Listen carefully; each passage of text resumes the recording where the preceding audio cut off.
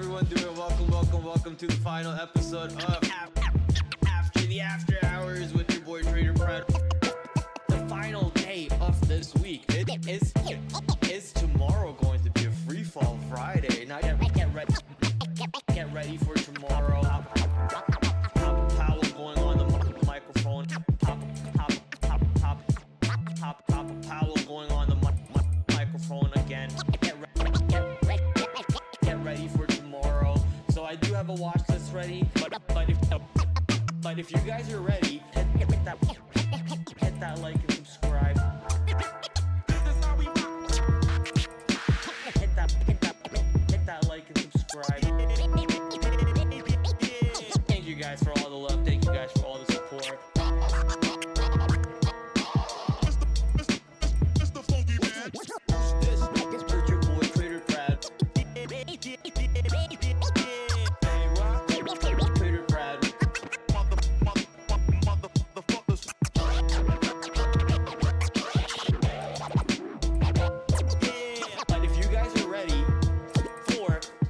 To get started, why don't we dive into the full screen and hit that like and subscribe.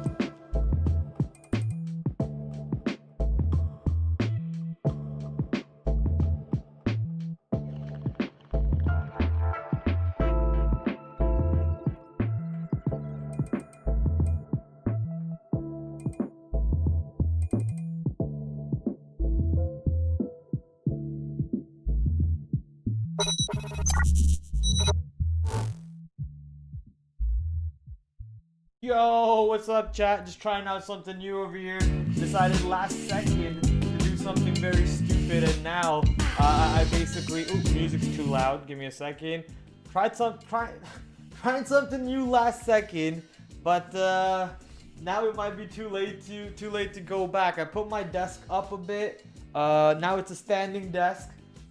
I kind of like this. I kind of like the standing desk setup going on over here. Also better for my legs. I also feel really bloated. I ate a lot of food, man. Right before a stream, I ate a lot of food. Sitting down on that chair, I just felt fat. I felt like I was falling asleep, and I wouldn't be able to do the show properly if I kept sitting down. So I felt, you know what? This is a standing desk. Let's put the desk up and let's try something new. It'll be new for the stream too. So good new angle, a little bit of a higher angle. Let's see if this changes our energy levels compared to maybe 3 minutes ago where I felt, shut up TH, where I felt really lethargic and tired because of the amount of food I just ate. My goodness, all the leftover food from last night that my brother brought over, some Chinese Hakka food. I ate so much food, chat. I'm so full, man. I'm so full. But like I said, the standing desk setup right now feels good. We get to move, we get to dance a little bit, we get to cha-cha about our day, and boy oh boy was our day really good on the market. We got a free fall on the whole market. QQQ crushing down 3.5%, S&P 500 2.27% to the downside. Come on now, if you want a free fall Friday, forget about it Friday. You got it on the hump day Wednesday. Tesla reported obviously last night, and that brought the market down quite a bit. Nvidia took down that 117 low, finally flushing below that 117 area, which was a pretty good level for quite some time. So that obviously helped with the market going down. And boy, what a move. So the question for the stream obviously is, what type of stocks are we looking for tomorrow? What are we expecting from the market to do overall? Are we looking for a bounce back up? Are we looking for another move down, and so on. All of those answers will be revealed very soon as we go to the full screen. Before I do that, I just want to say hi to the viewers. My other screen is a little hidden because my other screen's a TV stuck to the wall, so that one's a little hidden. I can't really see the X chat or the Twitch chat. Well, I can see the Twitch chat, but I can see the YouTube chat pretty well. We got Dieter, we got Momo, we got TH. How you doing? How you doing? In honor of your birthday, I pissed Sean off. You're welcome. How'd you do that? Let me know. How'd you do that? I want to know like exactly what happened. I want to know the story. Momo, I see Prad. This is why I sold Ford at 1380, 1390, and 1437. Now I get to buy back those shares if you want to, obviously, before August 7th for the dividend. Yeah, I mean, Ford with the big move down on the watch list. We'll discuss it. We'll go through the earnings report also. I got these nerds in the chat. Like, what'd you do? What'd you say? What did you say? What did you do? And don't say in my honor, because that's gonna, you know, that's gonna look bad. That's gonna look bad. All right, so let's go to the full screen. And once we go to the full screen, I should probably do this every day because you guys probably hear this intro like 10 million times throughout the stream. The intro should be only heard once at the start of the intro show. Tomorrow, let's start with earnings as we always do. Chipotle, we were talking about it for just a second ago with Momo. IBM. What does IBM even mean? Nothing. It just means it just sounds professional. Las Vegas Sands, LVS, and Waste Management. A couple of the stocks that I'm interested for tonight after hours. We'll go through all of these using our good friends over at Benzinga. And then tomorrow pre-market, we got American Airlines, Hasbro, Honeywell, RTX. Boy, oh boy, Lockheed Martin has been insane. Back-to-back days to the upside for Lockheed Martin. RTX reporting tomorrow. Let's see if they catch some traction too. And why is my mic moving so much? Now that the table is so much higher, the smallest vibrations is moving everything. Like this mic, table. This table is a little unstable at the moment. And all my wires are getting yanked. This is probably not a good idea. Tomorrow I might have to go back, or right after the stream I'm probably gonna dial it back to the normal setting and also not eat like a pig right before stream. All right, back to the topic. RTX, Lockheed Martin, insane moves. We got LUV, American Airlines, on two more travel sector names over here back on the watch list. And if you are interested in the Moderna, Pfizer, you got AstraZeneca also reporting tomorrow pre-market. So those are the names that we're interested in. Let's go to the charts. CMG already loaded up for me, locked and loaded, making a little bit of a move after obviously it split. The stock is now trading around $50 or so. Let's see how the report is using our friends at Benzinga. Benzinga is a tool that I use mainly to read earnings reports, but you could use Benzinga for more than just earnings reports. You can use them to look at I gotta peek over my screen over here. You know, for a bunch of stuff, for charting, for alerts, for scanners, for signals. They even have a chat room in here, which I disabled at the moment, but you can pull out the chat room, and there's traders throughout the day calling out their levels, their plays.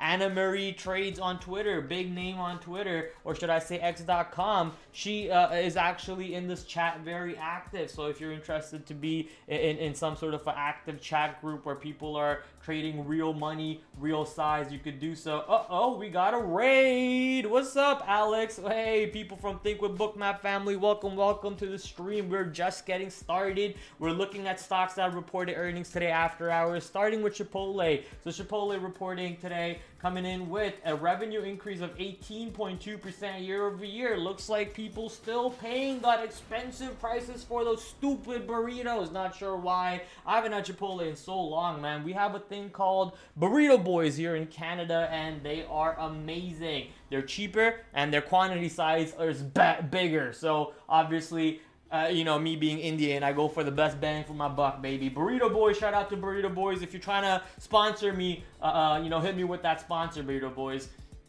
Chipotle has now met, where is this? Sorry, we got to continue going through the report here.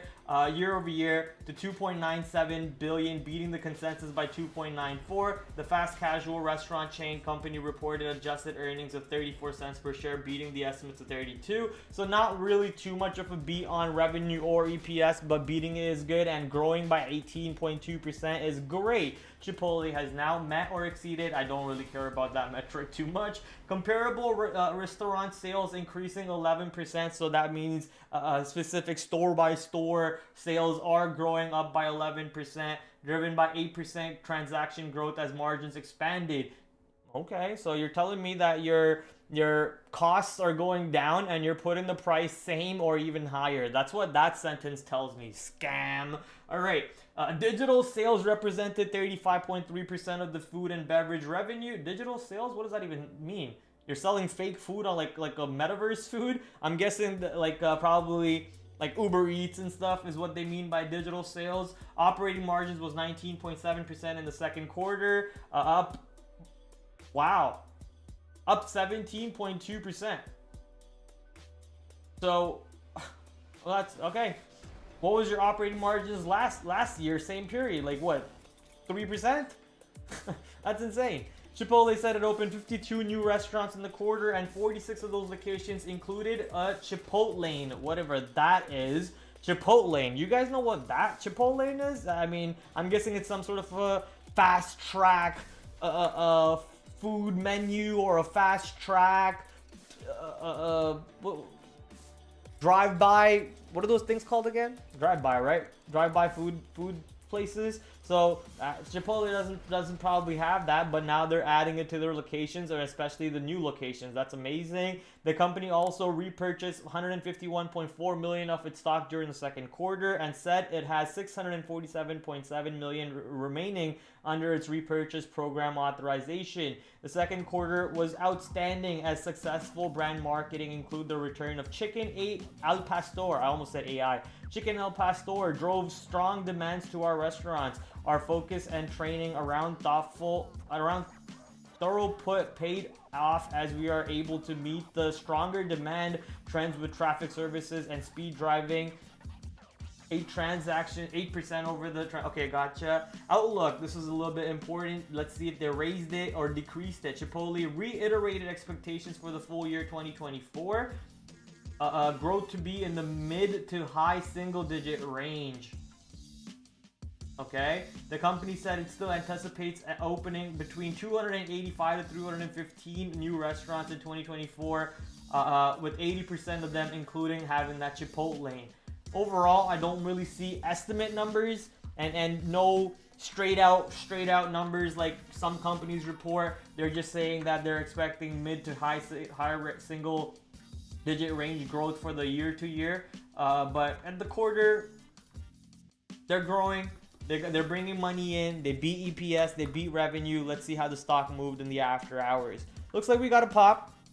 We got a pop here in the after hours, but that pop got sold off right back, right around last month's low. So you can see right here the purple line around $60.59. We popped into last month's low and sold right back to the downside, and then we successfully bounced right off of today's low. So it looks like the buyer from today's low is still very active. We're getting that buying coming in. They probably liked the report. They saw the move coming down and they figured, okay, the stock has a potential move back up. We're expecting 50 to not break and hold even on a bad day for the overall market. 3% down on the market. Chipotle only down 1.47%. So expecting if the market bounces tomorrow with a good report like this with 18% growth coming in. Drive-throughs. Thank you, TH. Drive-throughs, drive-bys. I'm thinking about drive-bys because a new article came out today that Diddy paid for Tupac's murder. So apparently Diddy paid about $1 million, allegedly, right? Innocent till proven guilty. The court documents reveal that P. Diddy paid about $1 million for Tupac's assassination, that drive-by that happened on Tupac. That's why that's on my mind. And it just perfectly tied in with the drive-through situation. Anyways, CMG looking like a good report. Overall reaction on the report is somewhat mixed. We got a pop and an immediate sell-off. Looks like the seller into $60 is still pretty adamant. They're not really letting the stock go to the downside. That's 60 right there, and you can see how 60 was a previous level too. It was a solid resistance, broke out, used it as somewhat of a support, and then broke down for a big move to the downside, and then 60 popping into right there into the last month's low right here. Yeah, June low right there. Yeah, that's exactly June low. Surprising. Okay, beautiful. So popping into there, rejecting is good, but let's see if we can get bought right back up into at least 55, 56 area. Now I wouldn't expect stock to hit 60 tomorrow. I'll be surprised if it does. We've seen some crazy things happen in the most recent days over here with earnings names like LMT, like GE. So anything can happen. Anything is possible. Chicago. I mess it up every time. I say Chicago and when it's Chipotle, Mexican grill. Looking to see if we can get long on any type of dips. So let's look for some levels over here tomorrow. Interested to see if we can still hold today's low right around 51.46. You can see how in the after hours we pulled back and kind of double bottomed over there. Let me pull up my chart to mark this up. So basically 51 to $50. I'm kind of watching that whole pocket of area. Even though today's low is 51.50, I'm watching 51 to $50 to see how the stock holds. If the stock already gaps up in the pre-market, let's say we're already above today's high around 52.50, we're above today's high, we're holding above today's high. Where are we actually right now in the after hours? We're doing that. We're at $54 and we're able to, you know, pull back and find buying off of yesterday's VWAP or even the earnings anchored VWAP. At that point, I'm pretty bullish on the stock. I think we have an opportunity to at least go back to like somewhere right here, last week's high. Maybe not all the way back to 60, but last week's high, and then form a little bit of a base between yesterday's high, not today's high, yesterday's high, and then between last week's high. So looking for somewhat of a pullback and then go like this. Let's see if that ends up setting up for us and support. If the stock is already getting bought up in this area, then it's already better, because if you liked 50, then you should like this area more. So by getting bought up over there on CMG, I would look for long. Let's see how it sets up tomorrow. This stock has been beaten down quite a bit on the daily chart too, right? Beaten down quite a bit after it split. It's almost like no one wanted to short the stock when it was $3,000, but the second the stock has a split news, people were like, oh, okay, it's my turn now, and they just started loading into it without any substance, without any reason, and now most of them are going to have a question that they're going to answer, which is, where is your stop? That's if the stock keeps going higher. But let's see where it goes. One stock that did not keep going higher today is Ford. Ford actually made an insane run up on the daily chart and then started pulling back. And now with today's earnings report, straight flush back into $12, $11.92 area, which was an absolute level right here. If you see on the stock, we already have it marked up. It's an absolute level. Let's go take a look at the earnings report to see what made the stock flush so hard. How are you, Top Dog Prad? My man, Tesla puts printed. Yes, sir. I also did grab some Friday YOLO Tesla calls because there's literally no volume on OI, open interest. Okay, between 225 and 290, so I grabbed 225. I mean, I wish I knew exactly what that meant, but I wish you the best. I don't trade options, so I don't know what any of that means.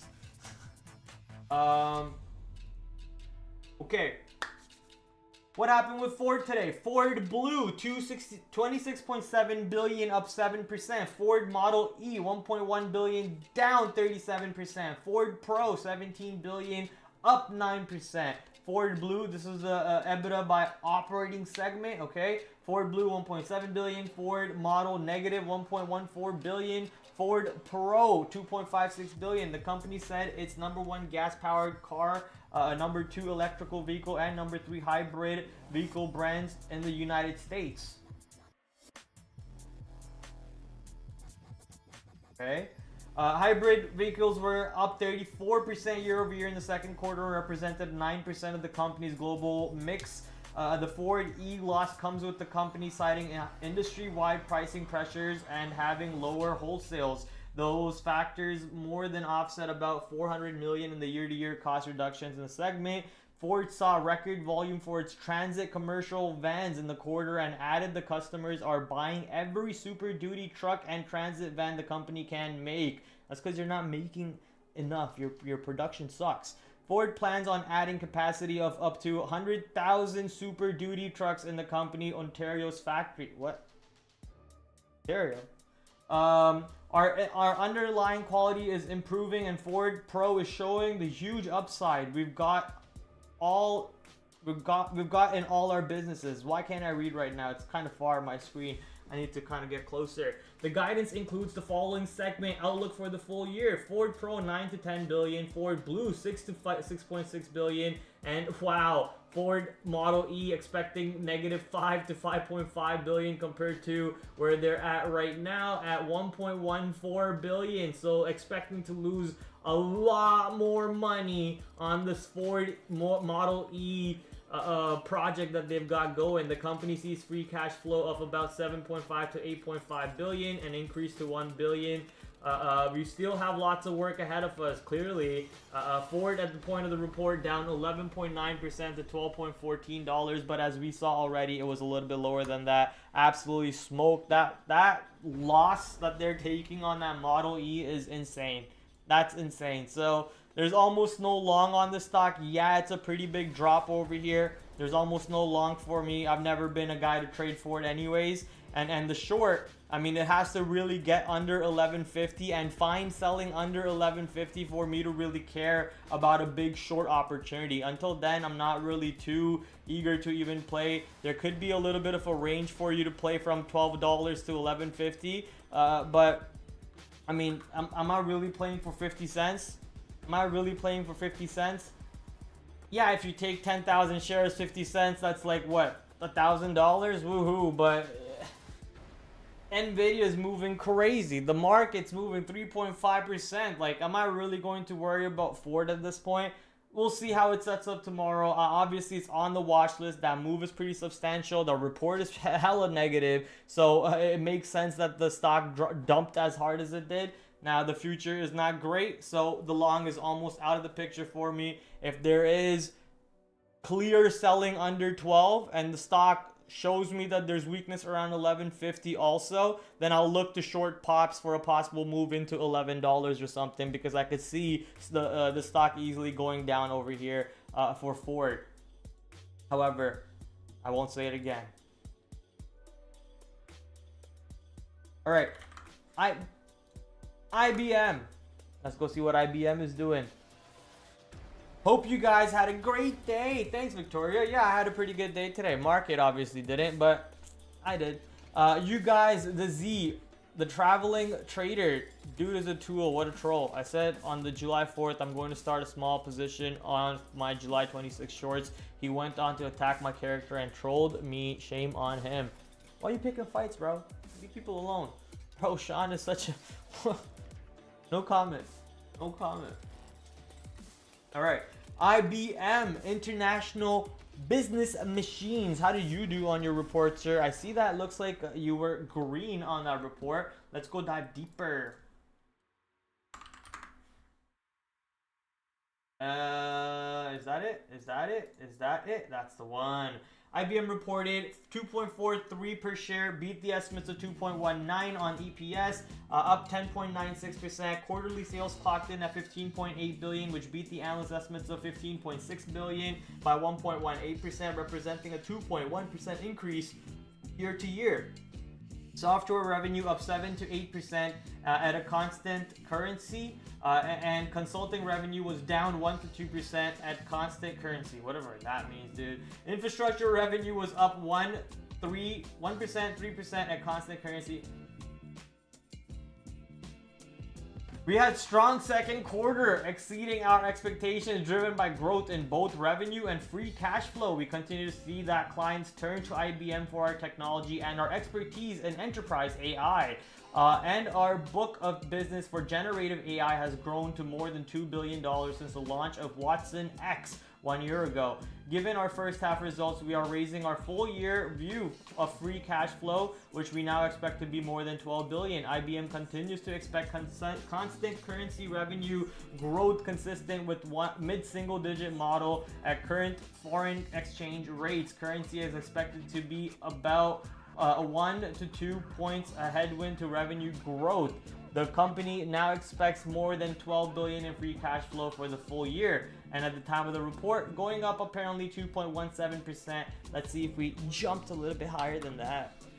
Okay, so it looks like we actually pulled back after the original report. We did make a little bit of a topping action into 195, 194.50, pulled back into what seems like last week's high. So last week's high around 180, 189, 190. You can see how we just chopped around there. Those are what I call inflection levels. So I'm going to mark in this 190. If the stock can clearly get above this area and find buying above here in pre-market, that's a pretty good sign in pre-market for me too. So if we are able to hold above this area in pre-market, then whatever pattern or trend line on the pre-market could possibly help us out into tomorrow for a move past this after hour high and a move into the all-time high. Let's see where the all-time high is on IBM here. It shouldn't be too much further. Looks like it's right around $200. Yeah, $200 all-time high. Ooh, it's not the all-time high, but it's not that far from that $200 marker. All-time high 206.22, and the most recent high that we have over here on the daily chart, the 52-week high, is around 199.18. Let's see if we can make a move to the 52-week high and maybe even a move past the 52-week high for a big move up to the all-time high. However, that report that we just read was not that bullish. That report wasn't that bullish, so I am not going to expect it to go to that high of a level. I think how the stock is teetering around 190, we can see it probably playing around that area, and then the pre-market levels that set up are going to be pretty important. But 190 as an inflection level, let's see what it does tomorrow. PFE and Moderna did well as the market versus the market, especially Pfizer. Okay, let's go take a look at it. Yeah, it's good that Moderna is still holding this area, but if this area breaks, I mean, that's gonna set up for a monster short. If this area breaks, that's gonna set up for a monster short.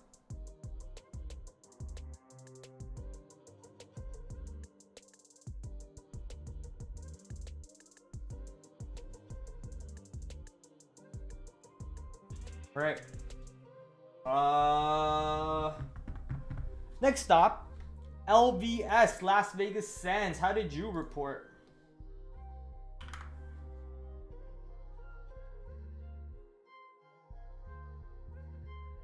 That's not it. Okay, there we go. Las Vegas Sands reported quarterly earnings of 55 cents per share, which missed estimates of 56. Come on, really? Quarterly sales of 2.76 billion, which missed the analyst estimates of 2.8 billion. Come on, really? Is an 8.62% increase year to year, even though they missed estimates slightly. The company reported consolidated adjusted EBITDA 1.707 billion, coming in at okay. Las Vegas Sands said low hold on rolling play in Macau negatively impacted the adjusted EBITDA. Marina Bay Sands adjusted EBITDA was 512 million, with a high hold on the roll play positively impacting. Our financial and operating results for the second quarter of 2024 reflect growth in both Macau and Singapore compared to the second quarter of 2023. We remain enthusiastic about our opportunities to deliver industry-leading growth in both markets in the years ahead as we execute our substantial capital investment programs in both Macau and Singapore. LVS price action according to Benzinga Pro. LVS Las Vegas Sands shares are now down 3.27% at the point of the report, moving down to $39. $39 looks like a new 52-week low on the stock. Breaking down much lower could be a possibility if we just keep crushing down. That report, I mean, they missed EPS slightly, they missed revenue slightly. They have apparently some headwind in Macau, but that same headwind actually is not a headwind at all in Marina Bay, which I'm guessing is Singapore. I think Marina Bay should be Singapore, right? That's where the F1 track goes through. if I remember correctly.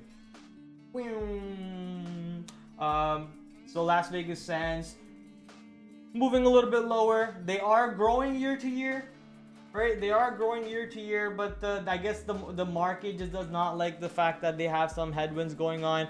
Breaking below this $40 area is clearly evident that they're selling below 40. So if we just continue selling below 40, I think selling any pops, shorting any pops is an opportunity for us to watch out for. It's just the stock should not get back above 40. This is basically the idea. If we get back above 40, there's no more shorts. There's simply no more shorts. And because how flat line the report was on EPS on revenue compared to analyst estimates, and the fact that they are growing year to year could be seen as a positive indication. And anyone who sold after hours, they're probably going to get stopped out on the break of 40 back through. Some buyers might step back in on the break of 40 back through. I might go long on the break of 40, or if the stock is showing me buying above 40, I might go long back on the hold of 40. So a couple options over there with this level: either short when it goes back to 40 and it finds selling in that area, or if it gets back above 40 and holds above 40, maybe some long opportunities over there on LVS. Now, the last stock that report earnings today will be Waste Management, into all-time high territories around $225. Let's see how you did today after hours. Oof. Selling off, moving down is the story for Waste Management. So let's bring in Benzinga and read the report.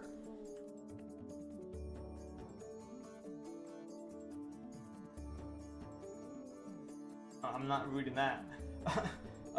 Waste Management reported quarterly earnings of 1.82 per share, which missed analyst consensus estimates of 1.83 by 0.55%, barely. This is a 20% increase of earnings of 1.51 from the same period last year. Okay, the company reported quarterly sales of 5 billion, which missed analyst estimates of 5.47 billion. This is a 5.53% increase.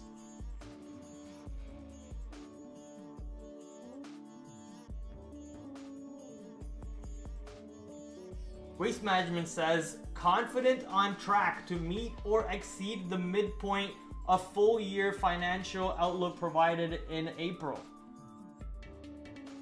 Waste Management shares are trading lower. The report looks good.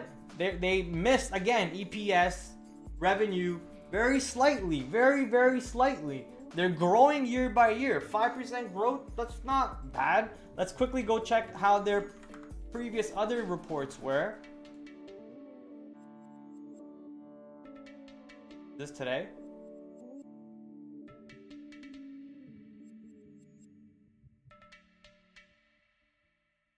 Okay, so they were falling off, and now they're growing again, right? That's not bad. That's not bad. But the market seems to have not liked this move or the report at all on Waste Management. Waste Management flushing almost down to $200, which seems to be obviously a support area. You can see how it pulled back into this area, held, and then bounced into a whole new all-time high. Pulling back into almost 200 is crazy on that report. I didn't see anything that bad on it, and they're basically saying they're on track to meet or exceed the expectations that they provided in April. So complete mind boggle over here based on the move. I'm looking for buying the dips because of how the report wasn't really that negative. I think this is just people being fearful with the way market's moving and just slamming the sell button at this point, because that report no, not negative. Next few stocks we have are basically stocks that report tomorrow pre-market. American Airlines making a new 52-week low over here. Struggling. We also have Southwest Airlines reporting tomorrow pre-market. Seems to be creating some sort of a support area. You see how there's a clear buyer right into this 25. We flushed and we bought right back up over here. If we do flush back in here again, was the buyer there? That'll be a good question to see if the stock can provide to us by flushing there and tickling that buyer, seeing if there's a opportunity for us to play with or not. But at the moment, LUV, we're gonna wait till it reports tomorrow. Another one, Hasbro, toy maker Hasbro. Maybe you can even watch what the Mattel reported recently. When did Mattel report? That's a move on Mattel. Wow, well, we were. How do we miss that? Okay. Well, that's a move on Mattel. So possibly watch Mattel on a positive report for on Hasbro. If Hasbro reports well, you can see how Mattel completely looks like it wants to keep on running to the high side. Could have some juice behind it with some sympathy news on the back of Hasbro. So watching these two possibly, I'm just gonna put in as an extra note. Maybe just add it right below it. Insert MAT. All right, next one, Honeywell. $213 stock, 3 million average, 2.6 million average. Not bad. Is it near all-time highs? Kinda. It's wedging on the monthly chart here. This is the 52-week high. Okay. I mean, I'm not the biggest fan of these ranges over here that we have provided, but if opportunity set up, obviously, you know, we're gonna be excited. Next, RTX. RTX not really following LMT at the moment, probably because, you know, no one wants to gamble. But with the way LMT is moving, either we're setting up for war,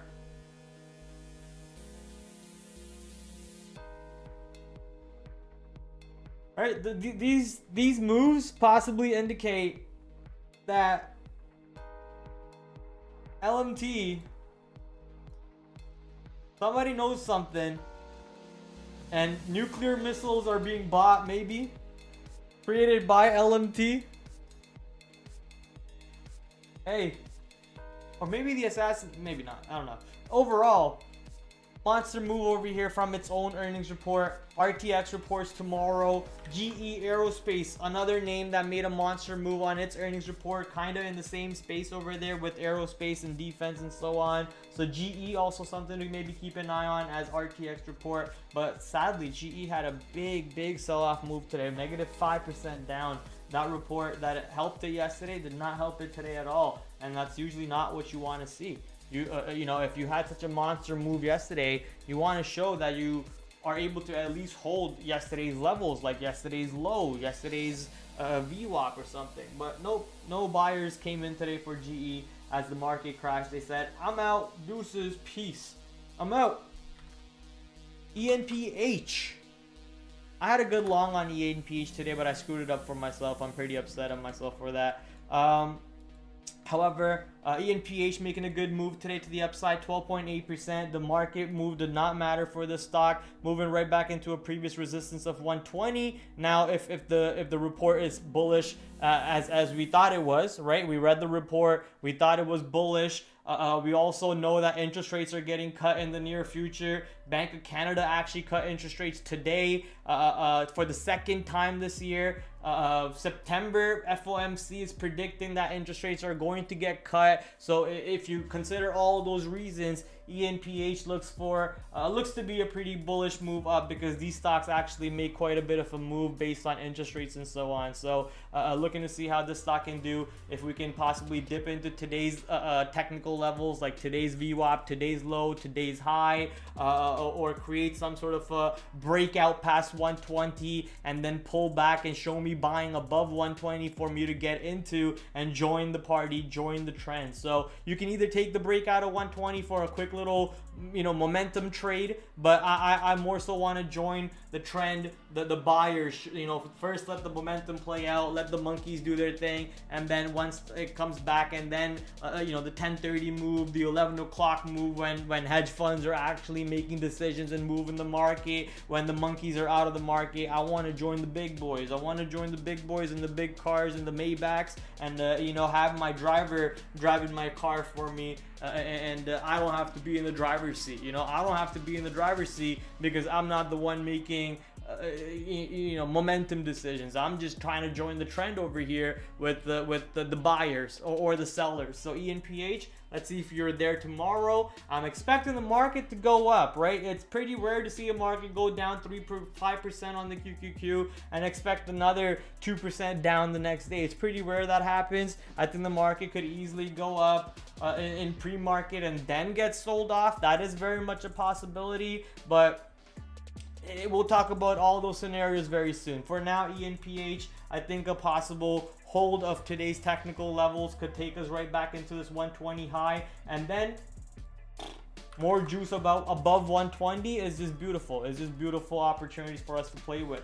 Seagate, STX actually had a nice move past the previous high that we were talking about, but overall Seagate made a good run up, pulled back, and then struggled all day later on. That 110 109 area that we were looking at yesterday actually held on pullback, so you could have waited for those pullbacks to get long into. I actually got long on the move back into today's VWAP at 111.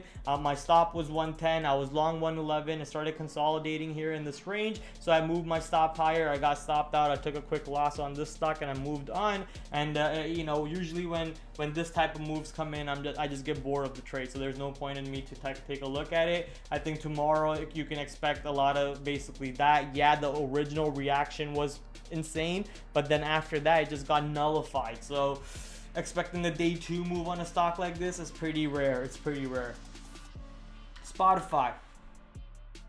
Okay, nice little inside day and a little bit of a break past yesterday's high on Spotify today. So today's day 2 move, you can see how we open, rally into yesterday's high, kind of trap people here as people look to take breakouts past yesterday's high and then pull back. A good little opportunity off of VWAP, but that fails as the market's failing, and then we just push back down and basically close into in yesterday's ranges. We actually still hold above yesterday's low, managed to close above yesterday's low also. So looks like Spotify could have some momentum to the north side as long as we continue holding above this 331 area. Looks like 331 is also a purple level, which is last month's high. So 331 is last month's high. Let's see if we can continue holding that last month's high and blast off, have a good day 3 opportunity for us to get long over here. Let's go Spotify. UPS, I know you got sold off pretty hard on day 1. What did you do day 2? Look at that, nice long right off of today's low. Basically what Spotify did, gave you a short off of yesterday's high. UPS gave you a long off of today's low. Surprisingly enough, I was looking for that long, but I hesitated. Had I not hesitated, that would have been a monster long to get into. God damn it. That sucks.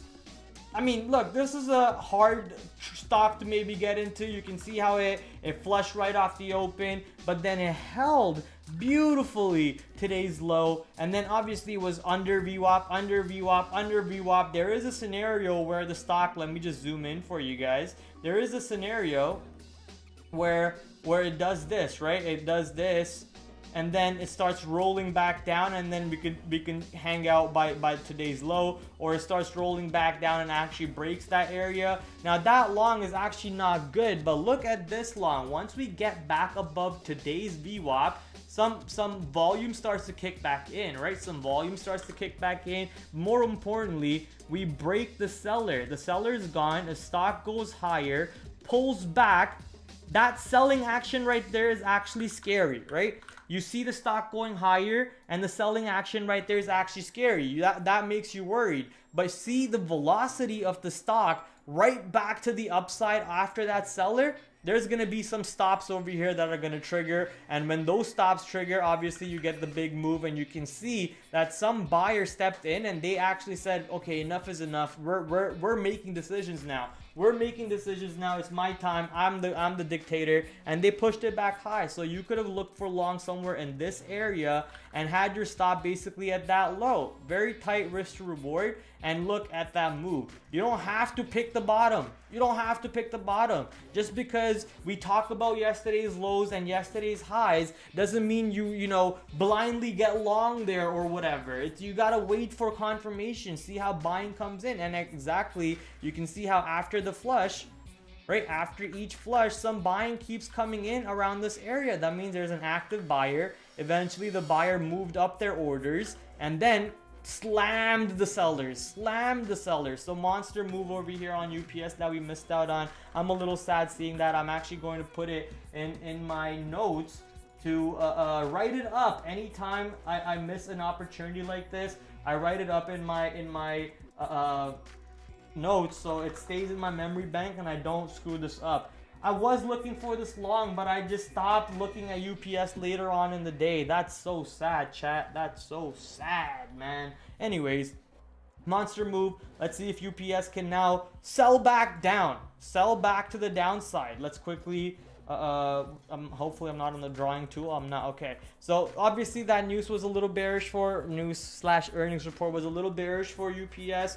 I'm looking for UPS to now show me rejections off of this 130 area, right around today's high, 129, 130. If you can show me selling around this area, we could possibly get a move back. Where's UPS on my watch list? 130. We could possibly get a move back into today's VWAP or even today's low. Today's VWAP around 127. Today's low 125, 124.80. So opportunities back to the downside based on how weak the report was, and not expecting the longs or these buys to hold up.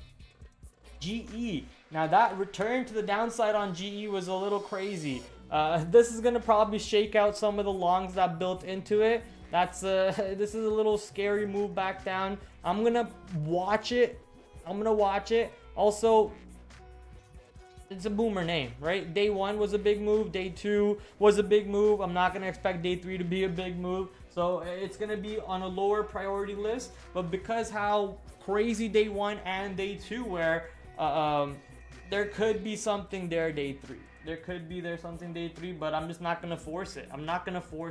Right? There's way better opportunities over here on our watch list that we have already talked about that I feel very confident about. So GE, no forcing needed at all. LMT.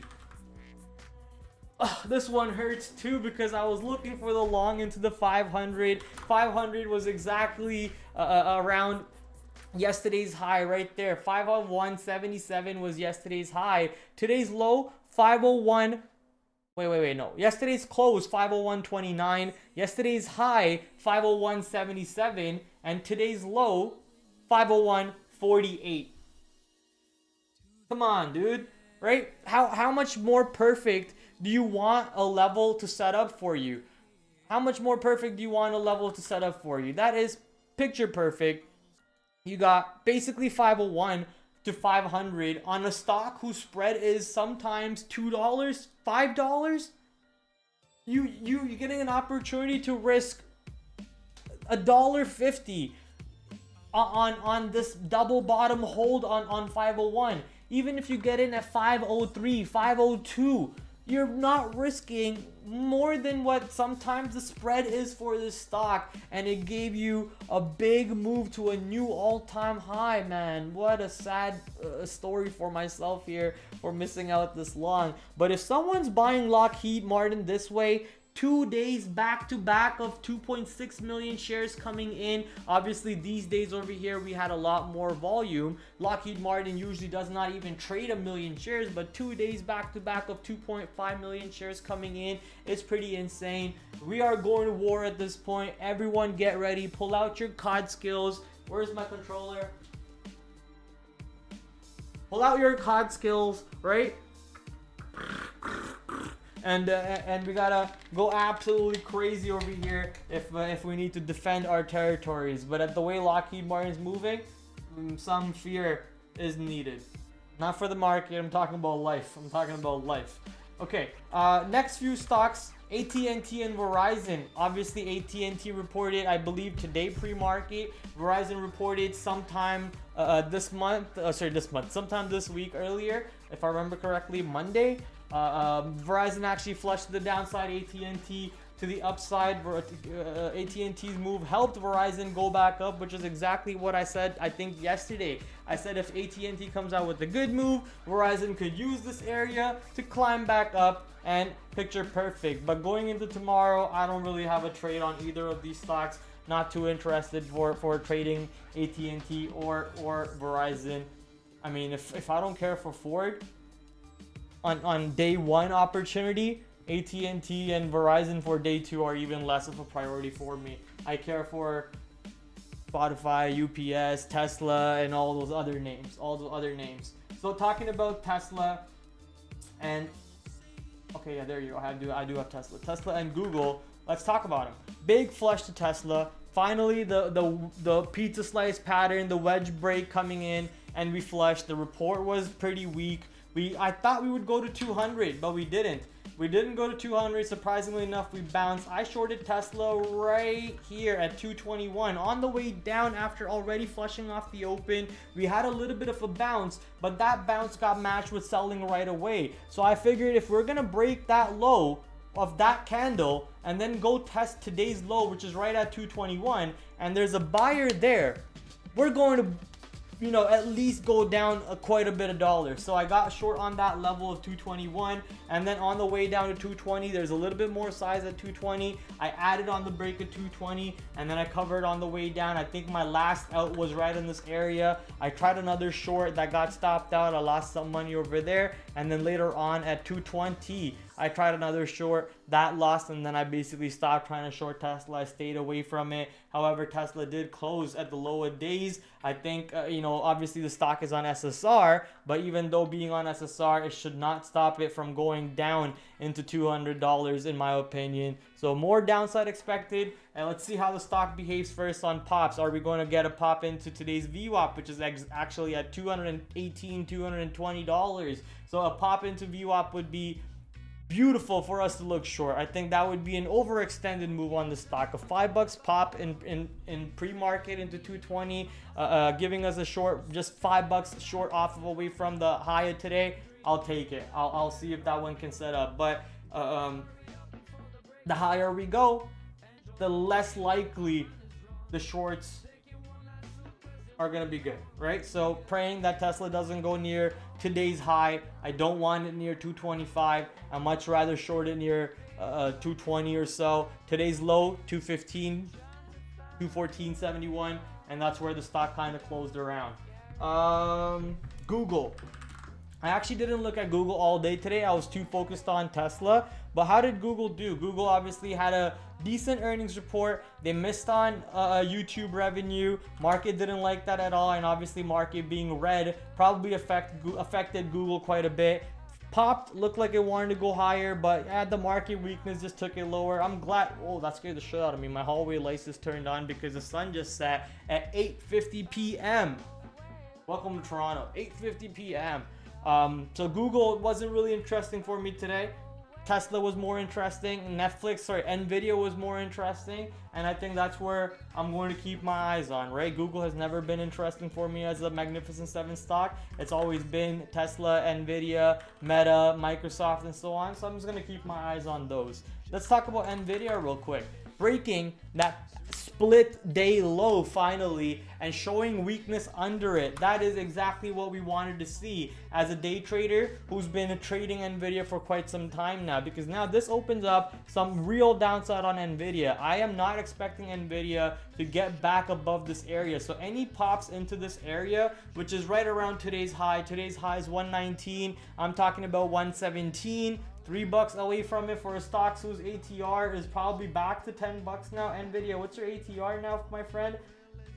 It's 561. You're not back to $10. Come on. But anyways, $3 of an area over there that I think Nvidia could easily find resistance into and sell back. Chips look quite weak now. AMD also cracking below. AMD looking scary. Micron cracking below. So, right? Watch out. I think if market goes up, obviously Nvidia could easily pop up a little bit, but I'm not expecting Nvidia to go much higher than 120. I don't think it's in the picture. It's in the view to see Nvidia go into 120 and then actually find buyers above 120 with the way the market's looking, with the way the sentiment is, right? The sentiment is. Palantir. Ooh.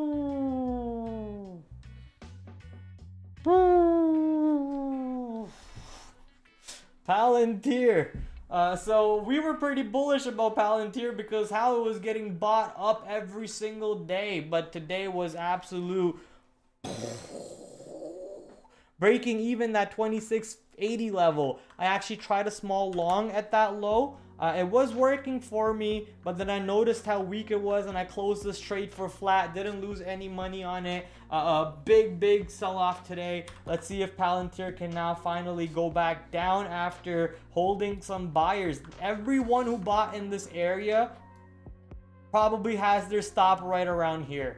And all of those stops are either triggered or close to triggering. Obviously, today's volume is very light for the move that we have on the downside. The stock's 30-day average is 43 million. We only did 49 million today. So very light volume for the move that Palantir did to the downside. I wouldn't say like all the stops have triggered yet, because that volume candle could be a little bit bigger to have that idea. But I think Palantir could easily move really to the downside if we're finding selling under this level, which is right around $27, $26.84, $27. Today's low of $26.50. So let's just kind of call this 50-cent zone on Palantir. If we're clearly finding selling, where the hell is Palantir in my notes? There we go. If we were clearly finding selling under 27 to 26.50 and not able to hold 26.50, that opens up some downside opportunity for us to clap Palantir. Let's see if that can set up. CrowdStrike.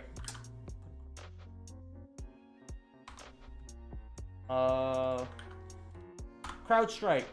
Another down day. 3 straight down days now in a row, and each day we've been kind of breaking the previous day's low, and the second day we had like an indecision day, right? There was buying, there was selling, and then we closed in the middle of the candle. Today's candle, very indicative. You can see how we pushed into yesterday's high, found selling at yesterday's high, slammed back down, and kind of actually hung out right by yesterday's close for a little bit. That's the body action, right? How to read a candle 101 by your boy TraderPrad, baby.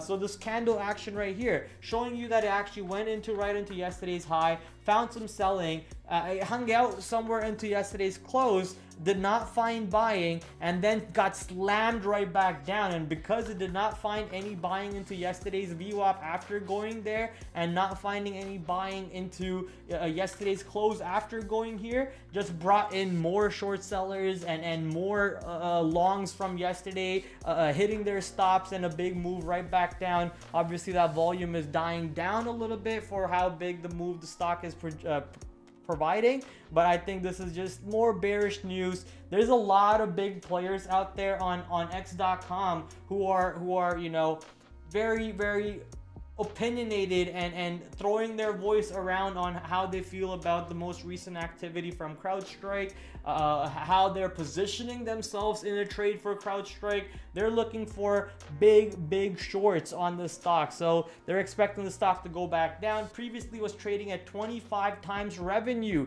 It's getting a $10 billion problem. Big litigation issues in the next few months, next few years that they're gonna have to go through. CEO probably getting fired. So all these factors combined, looks like the stock is getting ready for another move down over here after having a 3-day consolidation into what seems to be around $257. Yep, 257. And if we can get below 257 tomorrow, you know I want to be there for that action on CrowdStrike. And that, ladies and gentlemen, is basically the stream. Oh, wrong. Let's see what Bitcoin did today. And that is basically the stream, because those are the main stocks that I'm interested for tomorrow. Obviously, we have our large caps, Magnificent 7, Apple, AMD, Nvidia, Google, and all that fun stuff, which I always keep scrolling through. I actually have a dedicated monitor at my work setup, which is just the Magnificent 7, just to see where the Magnificent 7 are at all times. And if I see any good setup setting up on them, I just jump into them real quick, because they're just my known stocks, my padding stocks or whatever, right? But when earnings comes out, I'm more so interested in earnings names, so I kind of dial back on these names. But these names are you know, setting up for some beautiful trades. Look at that monster level on Apple, 222.50. A breakdown of that giving you a monster short. Apple now looking weak. Amazon looked really weak today. I almost jumped into an Amazon short, but I was like, I'm already, you know, killing it on my Tesla short here. Let me just you know, play my Tesla short and ignore Amazon. But I wish I didn't, because that could have given me a nice short right back below today's VWAP right there. Exactly what Google did, right? Google looked very similar, took out today's VWAP and sold off. Amazon just sold off a lot more because it has no catalyst to hold it up. No catalyst to hold it up. Google, however, had a little bit of a catalyst that could have held it up, but that YouTube number was just not appreciated by the market. The market did not like the YouTube number. YouTube. So maybe you guys should do your part and hit that damn like button. Hit the like, hit the subscribe. Go check out my affiliate sponsors, Benzinga. Without Benzinga, we wouldn't have been able to look and read at all of these earnings reports. We read so many reports today for you guys, dissected each little bit of the report, looked at the chart, what we felt about the report and what we felt about the move and what we think could set up for some trade opportunities. All of this absolutely free, and all I ask, beg, is hit that like, hit that subscribe. Would mean the world to me because of all that YouTube mumbo jumbo algorithm. All right, so hit that. Let's go back to the screen real quick because we need to talk about or do some research on a couple IPOs and also show you the economic calendar real quick. Mara under 23 and finding selling under 23. Before we go to the economic calendar, I've been ignoring the chat a little bit, so let me take a look at the chat. We got Fabian. What's up, Fabian? Fabian, dark room glass. What? I like the second part of the name. It confused the shit out of me, but I like it. Puts, says Fabian. Hey, puts are printing right now. If you have puts, you're laughing. Straight to the bank. LSPN, undervalued and worth attention, TraderPrad. What the hell is LSPN? LPSN. Liver spoon. Oh, live person. Wow, I couldn't read it all. Live person. What?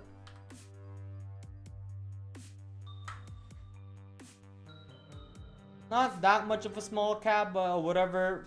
Float. 11% of it is short float. Has a recent pop. Not really a big increase in volume. I mean, that move is okay, but not really a big increase in volume. 13% down today. It's catching some traction. Just recently got back above $1. Not bad. As long as the stock stays above $1, there could be some action over here. There's going to be some stops that the stock is burning through. And the higher we go, obviously, the more stops and more short sellers that are in pain. So at the moment, if you're looking for levels, you can see how that 118 was this previous top. But more so important for me is that simple, plain, even dollar, $1 price point. As long as we stay above $1, the stock's in play, and the higher we go above $1, the more in play it is. But for me, the volume really needs to pick up on stocks like this. I don't really get interested on these until the volume picks up. I want to see 150 million shares traded on day one. I want to see 250 million shares traded on day one.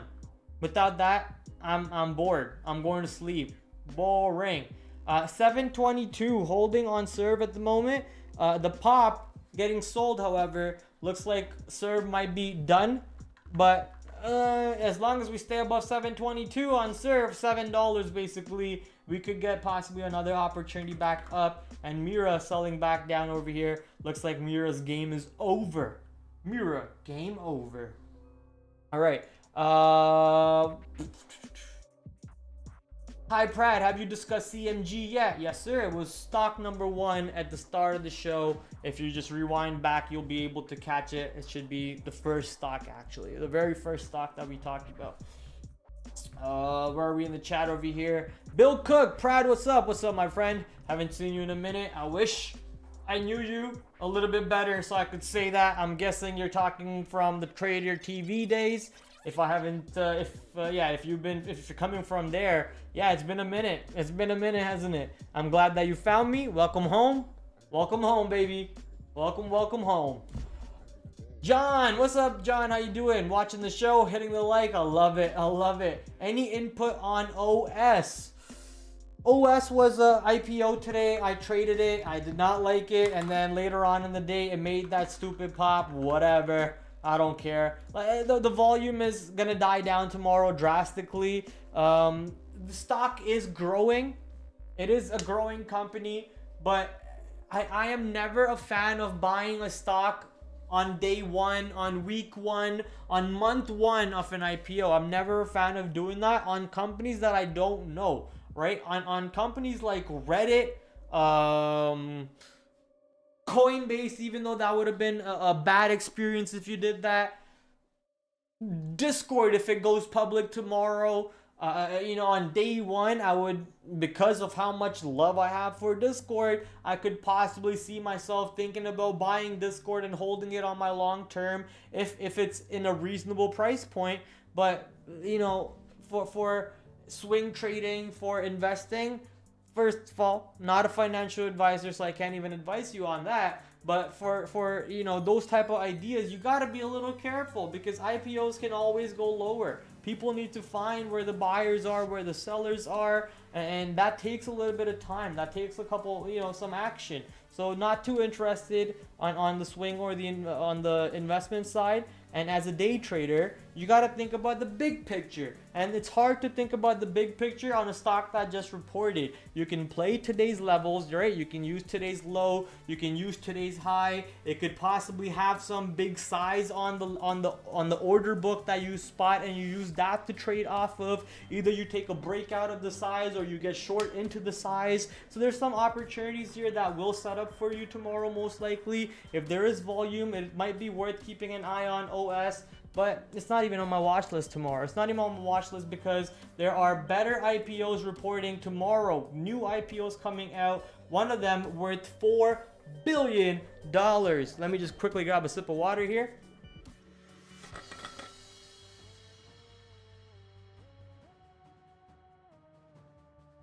All right. A bit sad with my Intel swing. Almost sold everything kind of flat instead of selling so much higher. I mean, you gotta create exit rules, right, Dieter? You know this. You're smarter than this. I mean, taking a loss is always a good thing because you learn from it. It's not really good because you're paying, but you learn from it. And what you learn from here is lock in some money. Never be greedy. If you're already at 2 times your risk, you're risking, $1 per share, but the stock is $2 per share. It's a smart thing to maybe take out 30% of your account size, lock in some profits, and then have some exit rules. Trail by, I don't know, the 5 daily moving average, whatever it is that you use, the 9 EMA, whatever it is that you want to. You got to start trailing it on that side, and then have an exit strategy. But if your exit strategy is just I'm gonna hold it and hug it till it goes to the moon, sometimes the engine fails and the rocket comes back down, right? The engine fails, we come crash landing back, and it hurts. It hurts to see that. It makes us feel like absolute idiots in ourselves, hurts our confidence, our mental capital, which is very important.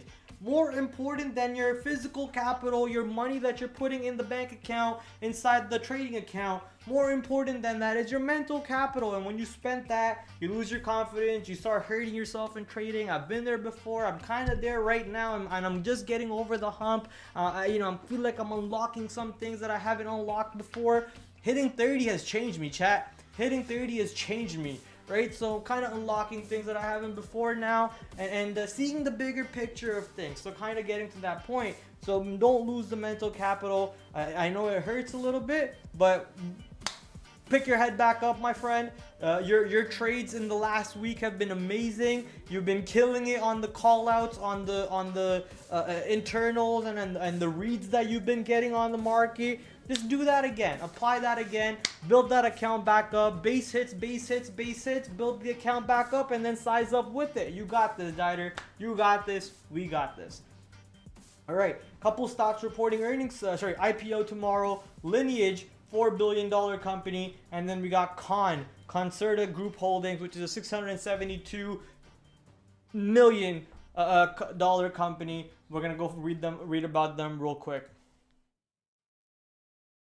If market goes back up, I think I can have some potential for a move up, says Dieter. Let's go. That's what I like to hear. Alex, what's up, brother? Razbot's in the house. Traded IWM puts at around 1 p.m. with big volume sell come in with the biggest on the day. I mean, I had a great short on IWM today, but boy, I suck at trading. Let me show you why.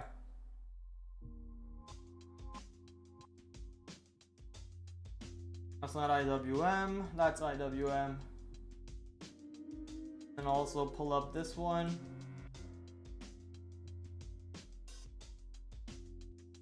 Okay. So IWM pulled, just ran straight up into yesterday's high, while the QQQ and the S&P 500 are shitting on themselves today. Absolutely shitting on themselves, right? Run straight up into yesterday's high and then immediately big red candle after yesterday's high. So I'm offering on the highs over here to get short on IWM, and I get filled and I'm able to ride it right into today's low, and then I kind of get stopped out on the move back up over here. However, had I kept watching IWM later on in the day and actually look for the short again, boy oh boy was that move monstrous. Right? But this is where you took it, I'm guessing, right around 1 o'clock. My friend, I had it here. This is where I was short.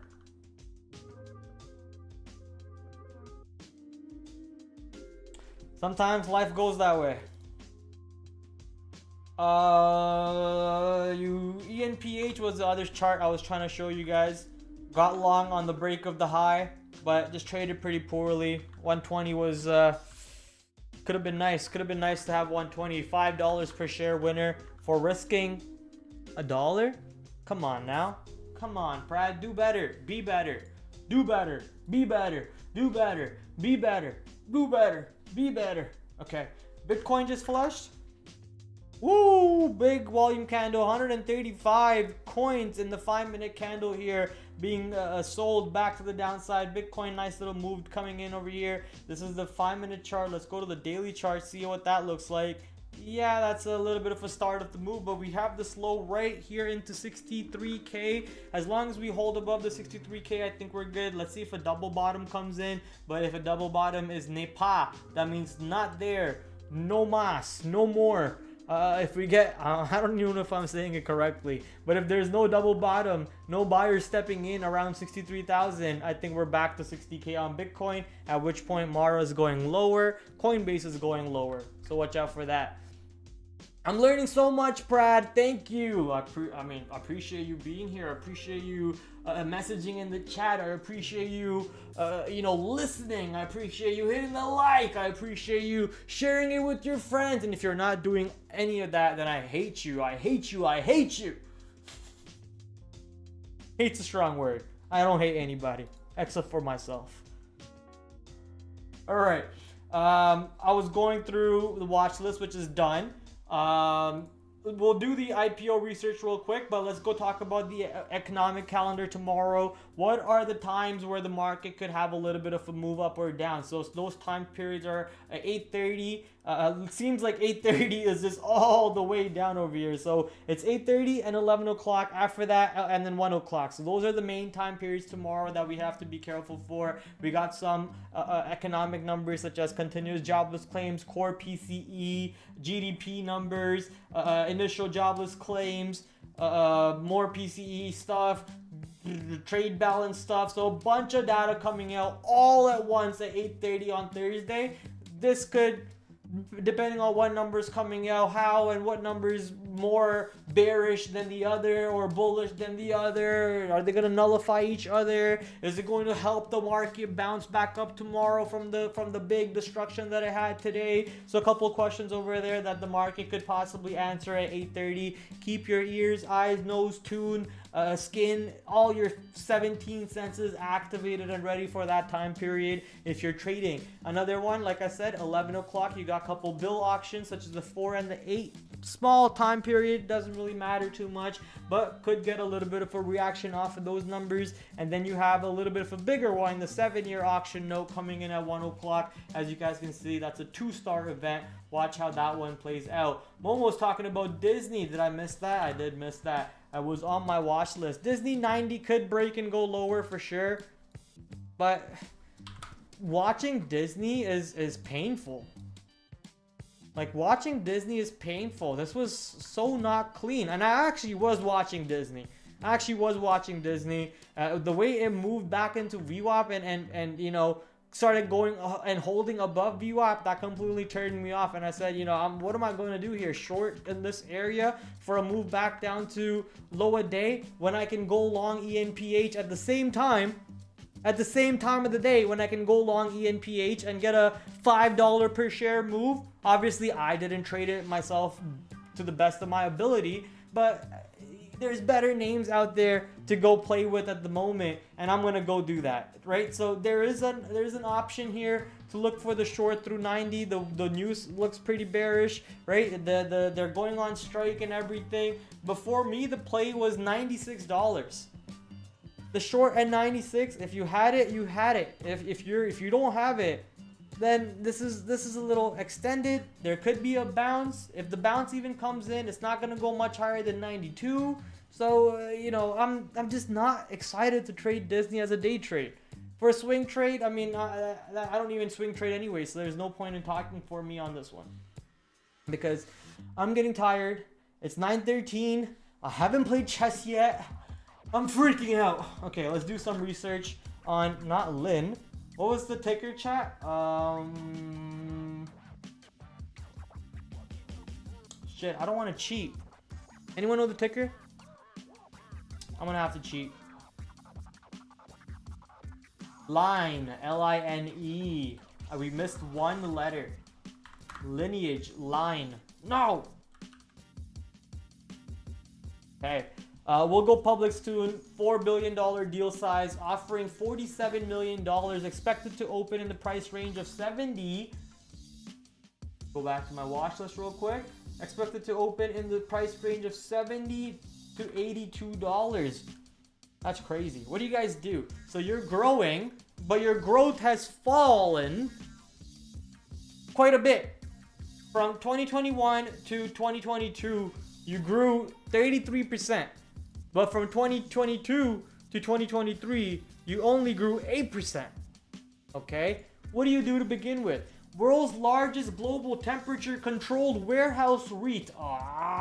It's a REIT. With the modern and strategical located network properties, our business is competitively positioned to deliver a seamless end-to-end technology-enabled customer experience for thousands of customers. Who writes this? Each with their own unique requirements in temperature control supply chain. As of March 31st, 2024, we operated an interconnected global temperature controlled warehouse network comprising of over 84.1 million square feet, 3.3 billion cubic feet of capacity across 482 predominantly, oh my god, why did I struggle reading that? Predominantly located in densely populated critical distribution markets, with 312 of them in North America, 82 in Europe, and 88 in Asia. We have a well-diverse and stable customer base and currently serve more than 13,000 customers that include household names of the largest food retailers, manufacturers, processors, and food service distributors in the industry. I'm guessing they help with, you know, food stuff. I mean, it says it right there, largest food retailer. So they temperature controlled warehousing and transportation probably. So food, you know, maybe keep items cold, keep items hot type of stuff. You know, maybe if you're shipping something that could go bad or gain mold, or like, you know, you're sending paint and the art needs to be kept in this very specific temperature because you're bougie and you're spending your money, millions of dollars, on buying Van Gogh art or whatever, right? And it needs to be in temperature. I'm guessing that's what they provided, and just transportation and temperature controlled transportation. Overall, based on what we saw over here, the growth is diminishing, right? And you can see how the number is not growing drastically. 5342, 5336. Gross profit, look at that, 1131, 1455, 1752, 1753, right? So it's not looking too good, but they are growing. It's a REIT, so we'll see if it ends up being a good trade at the end of the day. Companies overall, okay, $28 billion company, so it's not a small company. They have 233 million shares outstanding, and they're offering 47 million to the market. Their gross margins and profits, what are they? Gross margin is 32%. Profit margin, operating margin, sorry, is a 6.8. Profit margin is a negative 2.5.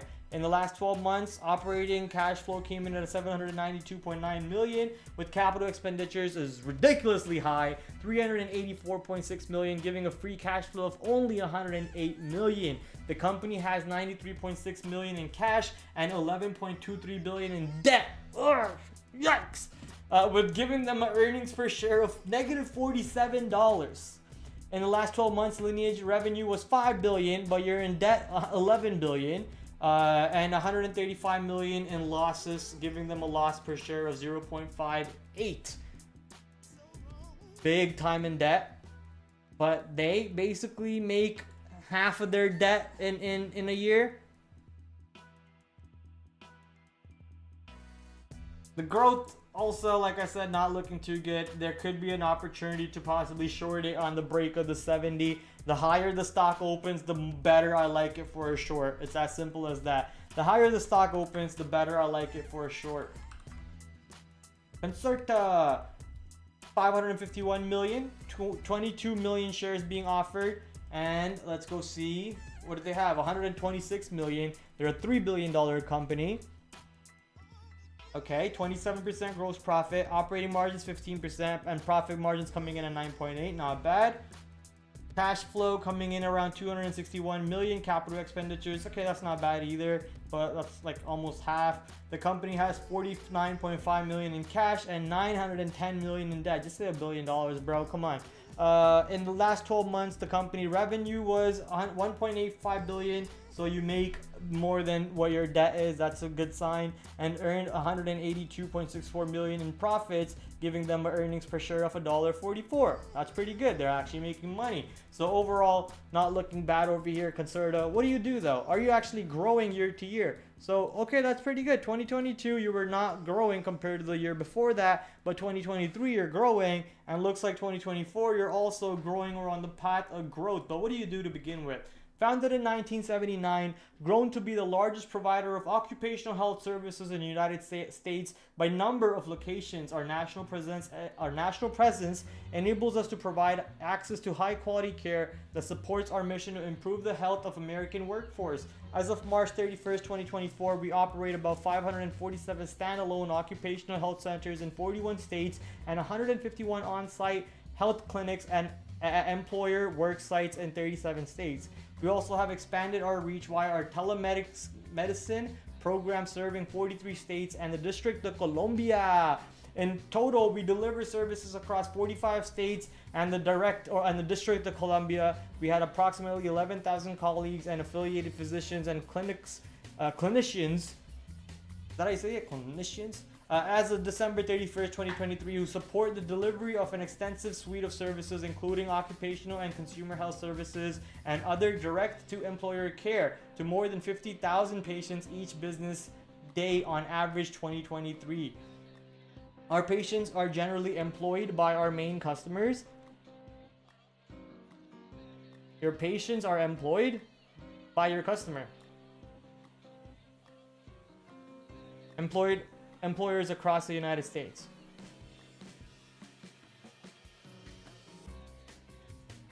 Your patient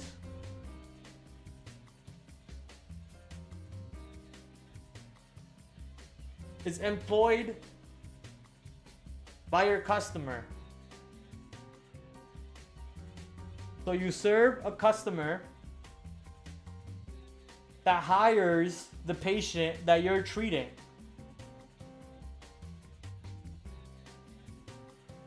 Why don't you just go straight to here instead of that middleman? What's the point of the middleman? Not my problem. Not my problem.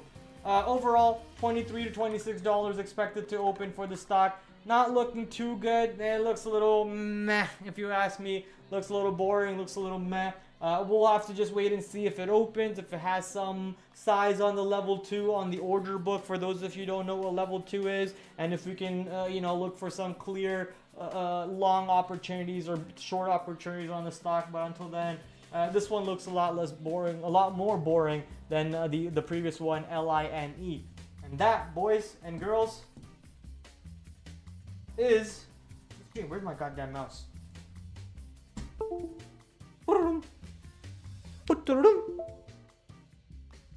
Did you hear it? You didn't hear it? That's weird.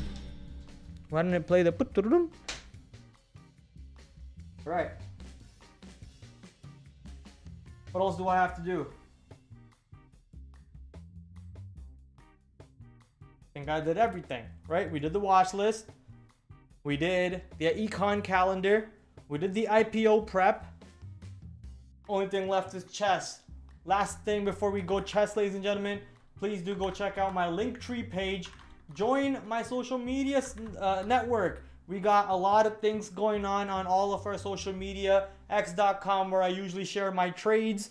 Discord, where I also share my trades, and we're talking to a bunch of people in there. We're sharing ideas. We're discussing setups. We're discussing swing ideas and everything. And it's more than just trading too. We're talking sports. We're talking anime, if you're interested in that. So come join us, grow our family of TraderPrad server over here. All the links for the social media are right up at the top of the Linktree page that I posted in all 3 chats. Go check them out. Shout out to our affiliate sponsors, starting with Benzinga, because we use them every single day during earnings season. As you guys see, we use Benzinga to go through a bunch of stocks today. Shout out to TraderSync. I use TraderSync to track my statistics. How am I doing? Where am I losing money? Where am I making money? Go check them out. Amazing software. Use code PRAD15 at the checkout. And Trade Ideas. Do I even need to tell you about Trade Ideas? Shout out to your boy Michael Noss at Stats Edge Trading. His X account is Michael Noss CMT. Amazing dude. Amazing software. Trade Ideas. Use code PRAD15 at the checkout. And if you want to hire me to ask your girlfriend out, or ask the girl that you want to be your girlfriend out, or any other funny stuff, you can hire me on Cameo to do some dumb shit. Check it out. And that, ladies and gentlemen, is the stream. That's the stream. Let's go play some chess. And let's go change the camera slot. All right. We have to play this move over here with my buddy real quick. What do you play? He did that.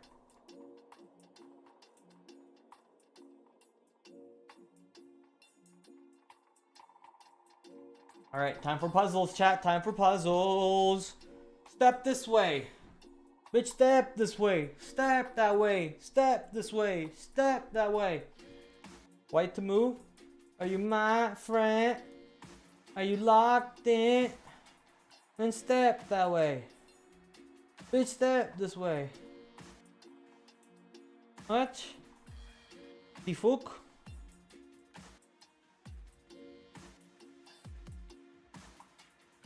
Ooh, gotcha. Gotcha, bitch. Alright. Puzzles. White to move. I gotta do these ones fast. White to move.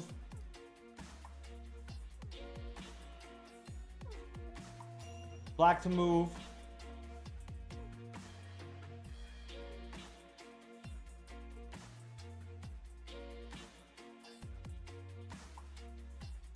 Black to move.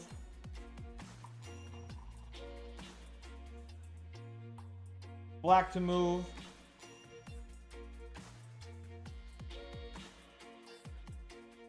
Last one, white to move.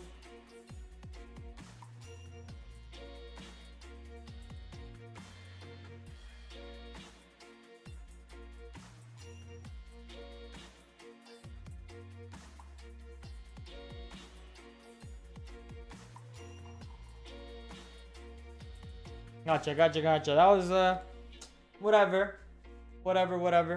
What about BF help? I need advice on how to attract the BF that would trade forward with me and play chess. Momo, are you talking about me? Momo, you have a crush on me, Momo? I find that flattering. Thank you, Momo. However, I vowed myself to not get into a relationship until I make my first million. So probably never, but not getting into a relationship until I make my first million, because I want to get married to a Porsche Carrera GT3 911 RS 4.0 before I get married to a woman and fall in love with her. My first love will always be a Porsche. But if you need advice on how to find one of those, Join our Discord, Momo. Join our Discord. There are tons of single men's in there who trade stocks.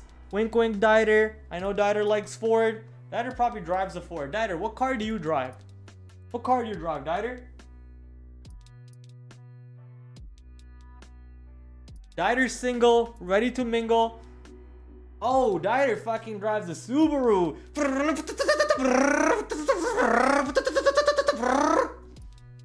I like it, Dieter. I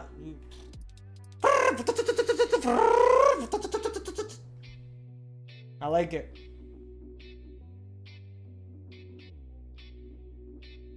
I sounded more like a Miata than a Subaru, though.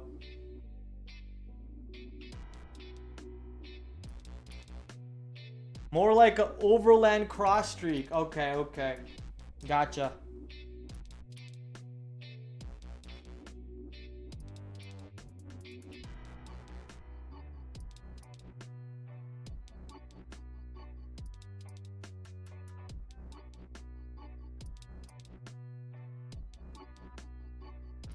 Come on, let's play, Brazil.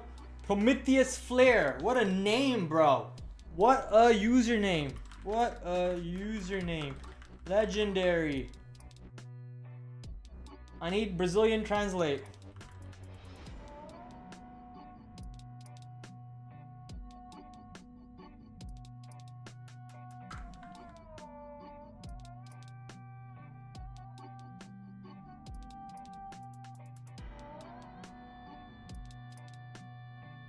Oh, he actually understood. Awesome. Okay, good. I thought he wouldn't understand English. Thank you, Pratt, for all your important information. You're doing a great job. See you tomorrow. Thank you, my friend. Appreciate your comments. It means the world to me.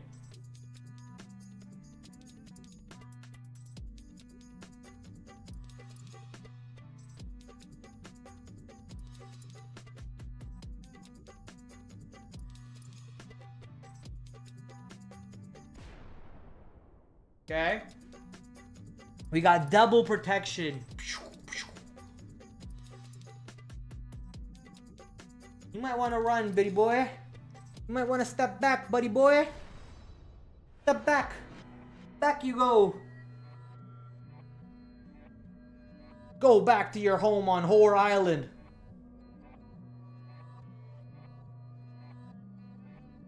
Go back to your home on Whore Island.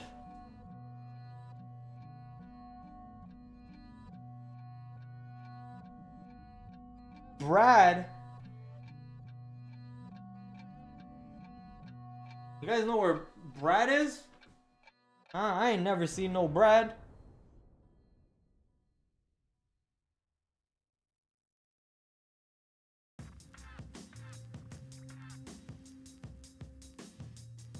Oh yeah. Oh yeah, daddy. Oh yeah, daddy. Prometheus Flare about to get fucking flamed here, boys.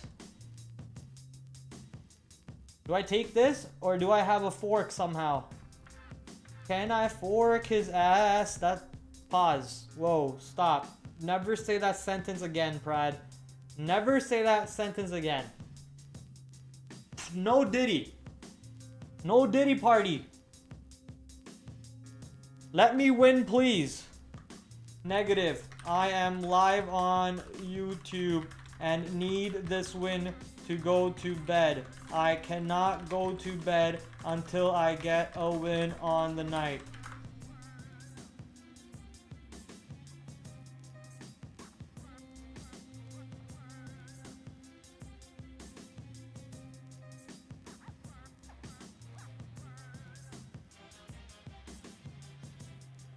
Yeah, I was thinking that.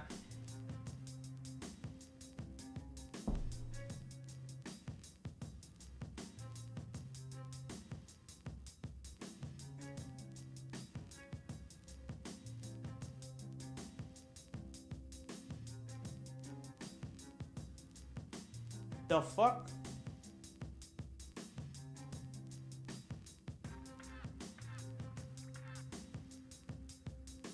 The fuck was that? What in the fuck was that? What the fuck was that? What the fuck was that? What in the fuck was that? We gotta play one more. That was too quick. That was way too quick.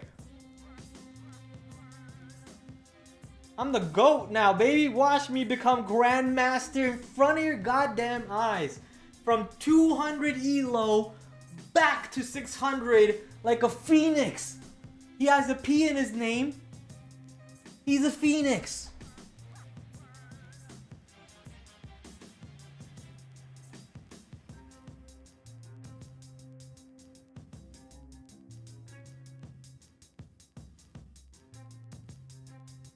Ooh, yeah, what a feeling. Come on.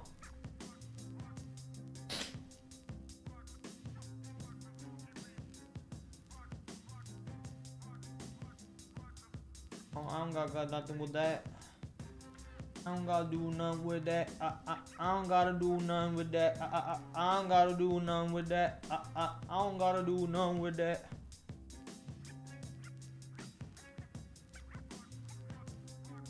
Okay. I don't know why I did this move, but I did it. If he goes here, I'm just gonna take him with this. So I'm not that worried. I'll leave him here for now.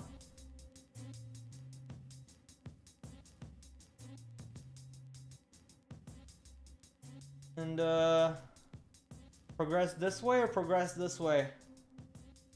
We'll progress this way. Progress this way, progress that way, and progress up this way.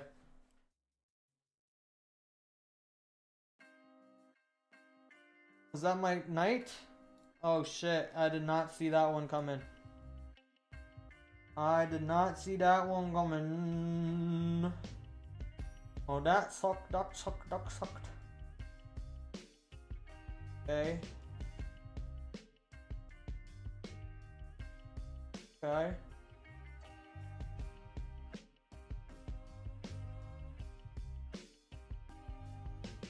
That's what I thought you would do, pussy boy.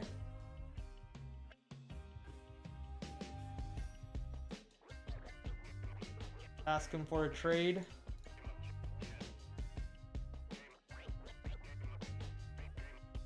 Oh, trade me. Trade me. Thank you. Then I'm gonna come in this way. Trap him.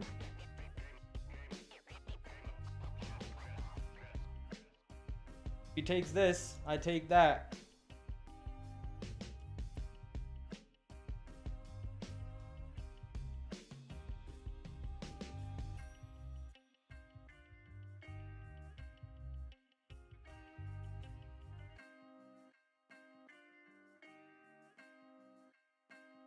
GG? Huh? Oh, I thought it was GG for a second, dude. Oh. I thought it was GG for a second.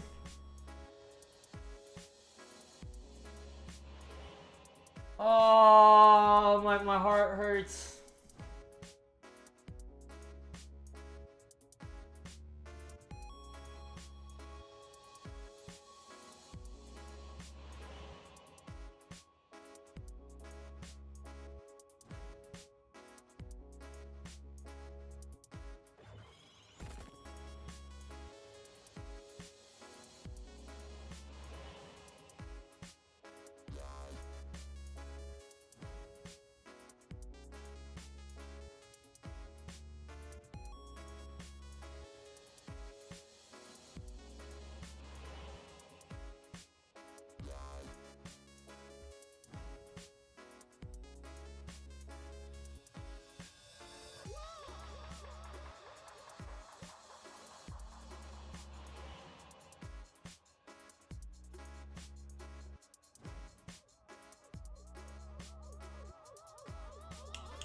Come on.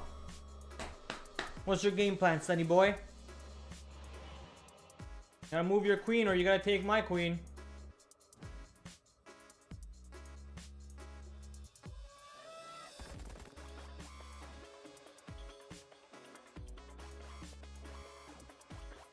Really? That's your game plan?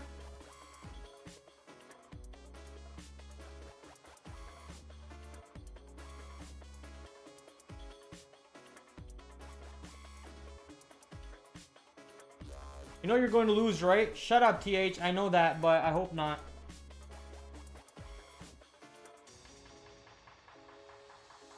I'm not going to lose, TH.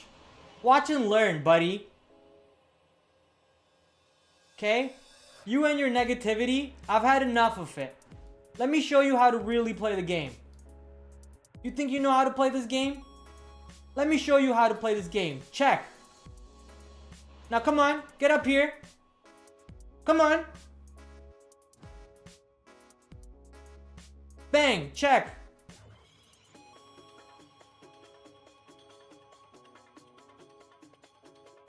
Okay, run away. Run away, love, love, love. Run away, love, love, love.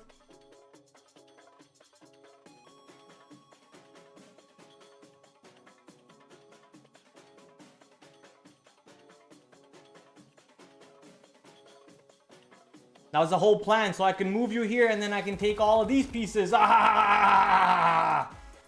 It was a brilliant master plan. Boom! Kaboom!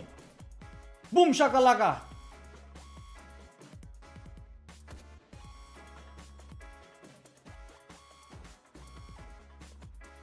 And now I run these babies up.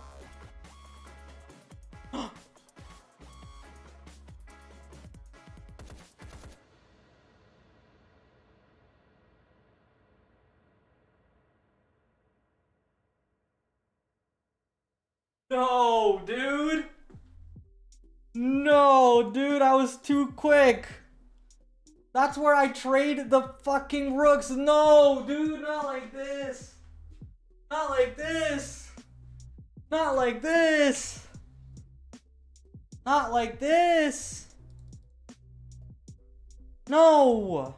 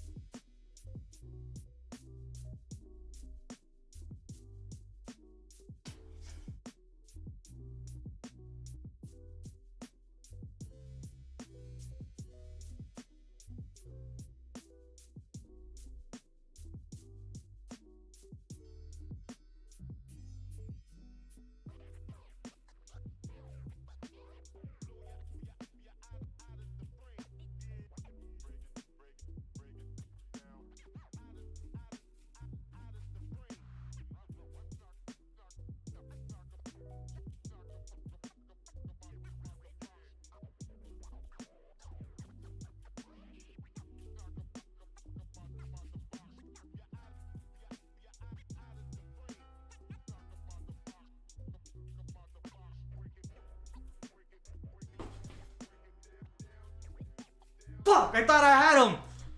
I thought I had him.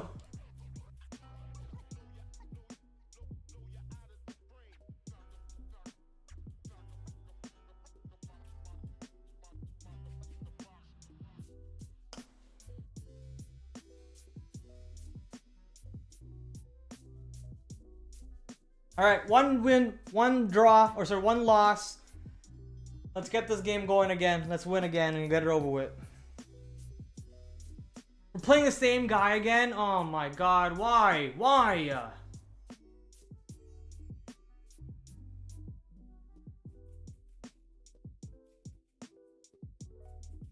You know what? It's good that we're playing the same guy, because now I'll win 9 points because of his rank.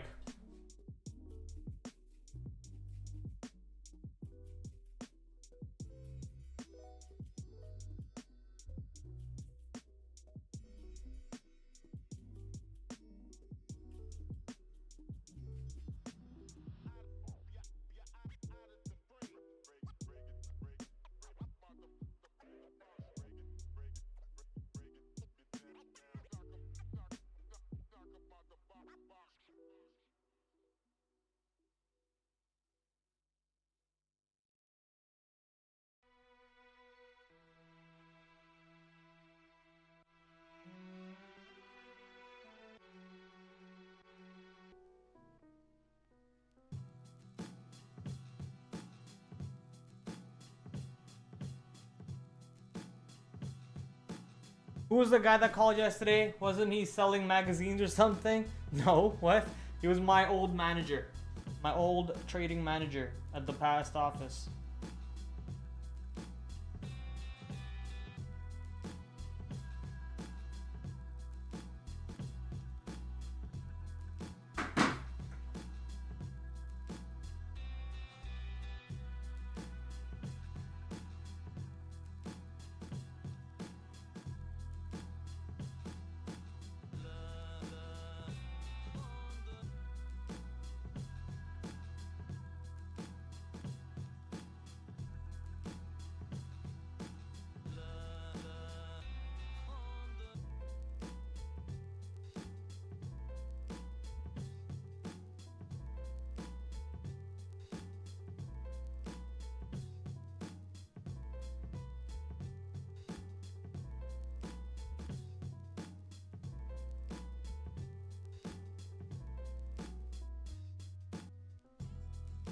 Because I don't have Dieter Beats, my headphones are not on.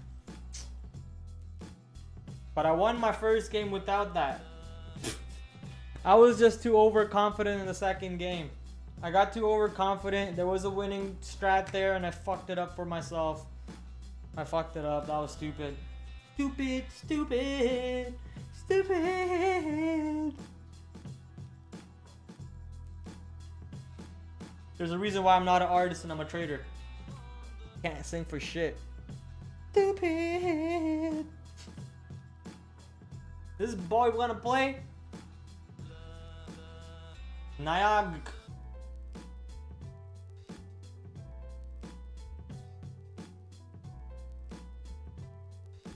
Oh, he played. Ella, fortunate. Boom, boom, boom, boom, boom, boom, boom, boom.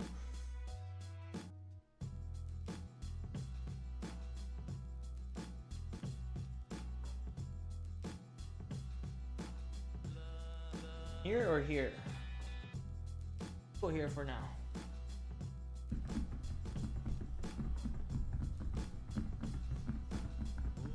F5.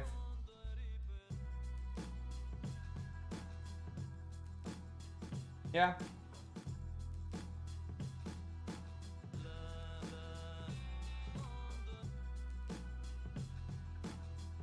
Oh, this kid's annoying. Back off, mate.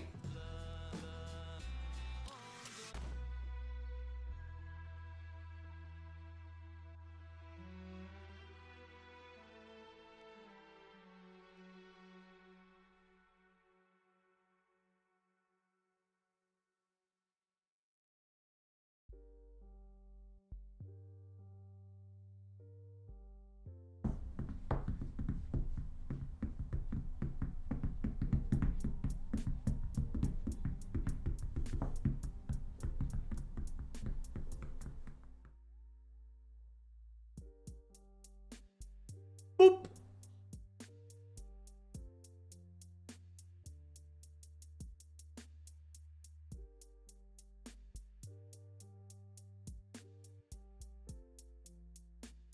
Oh shit. Why didn't you tell me that before, bro?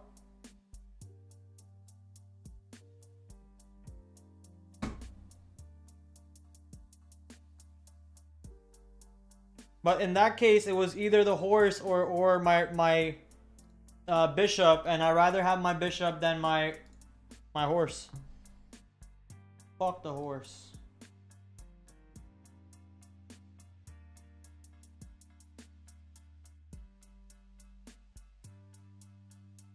Yeah, bishop is better. Why? Why no? What happened? I'm not dead.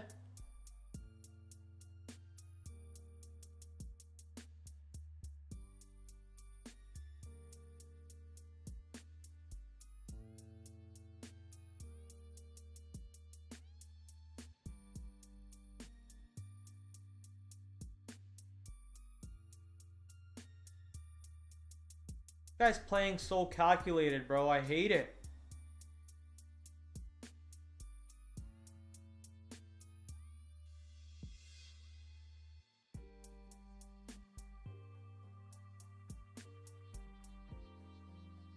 Obi turned 25 recently. Let me send him a birthday message.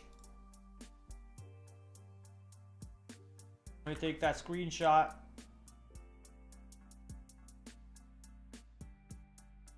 He's fucking older than 25. What? This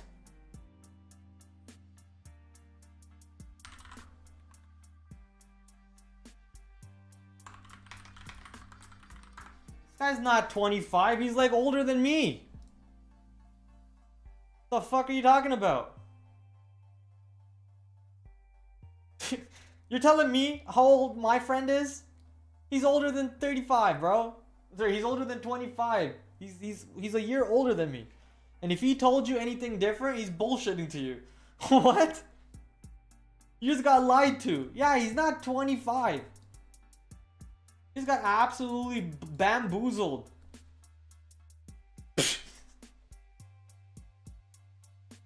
Bamboozled. Well, he probably didn't want to say his real age out loud in chat, and I probably doxed him. I may or may not have just doxed my boy Obi. Dude, it's on the YT. I don't care what's on the YT recorded show. I know what I know, and he is not 25 years old. He's a year older than me. And I just turned 30 last night. I know what I know.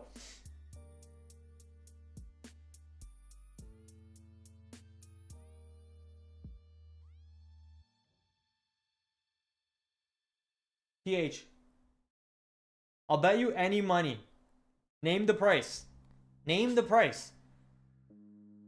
Name the price, TH. Doesn't matter what he said. It doesn't matter what your name is.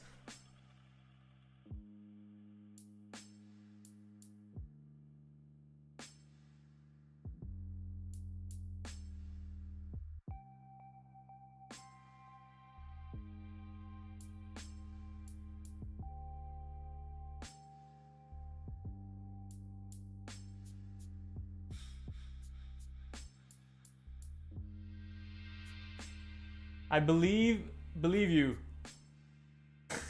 In rupees? I can get rupees. That's not a problem.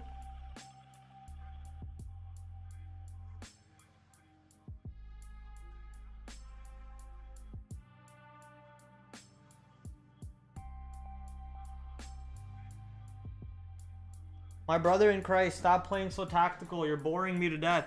You're making me not want to play this game for the rest of the night.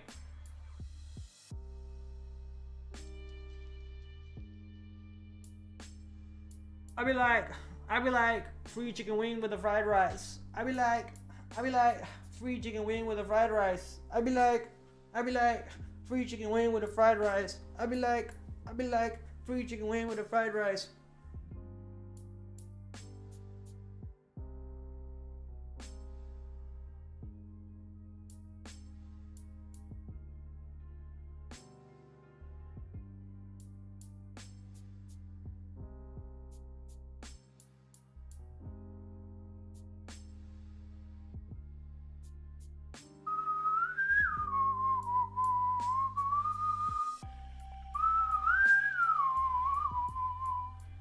She got me up all night, got me drunk in love song. She got me up all night, got me baby in love song. She got me up all night, got me drinking in love song. She got me up all night, got me up all night, yeah.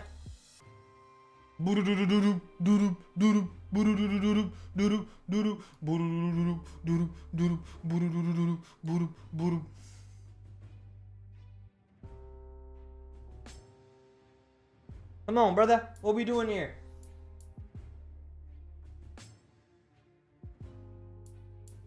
What you want to do, Willis? Go back. Go back. Oh, he's got support. Never mind. He got support. He got support. He doesn't have to move.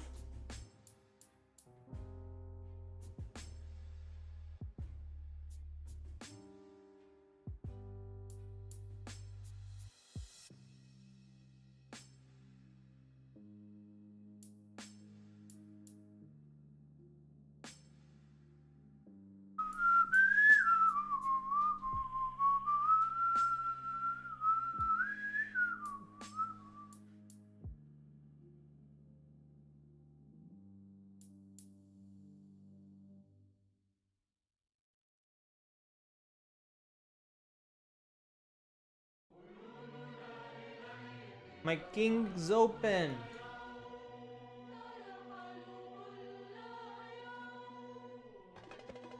Did I not see that? Oh my god. I don't want to play against that guy.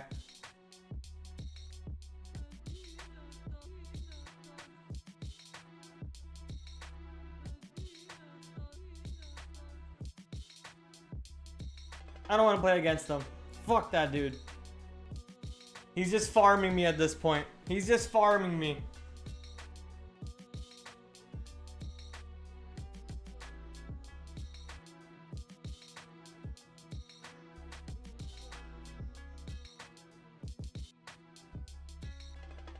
$9.54? Oh my god, I better get off.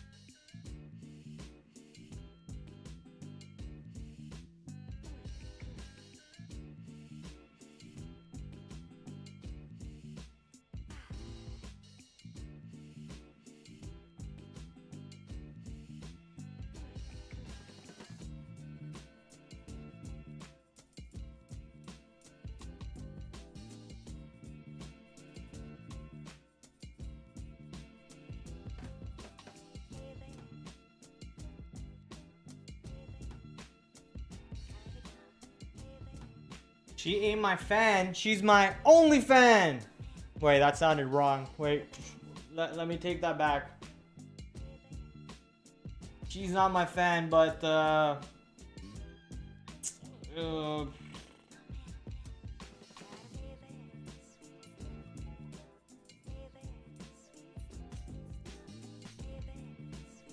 keep moving this knight back and forth like fucking loser.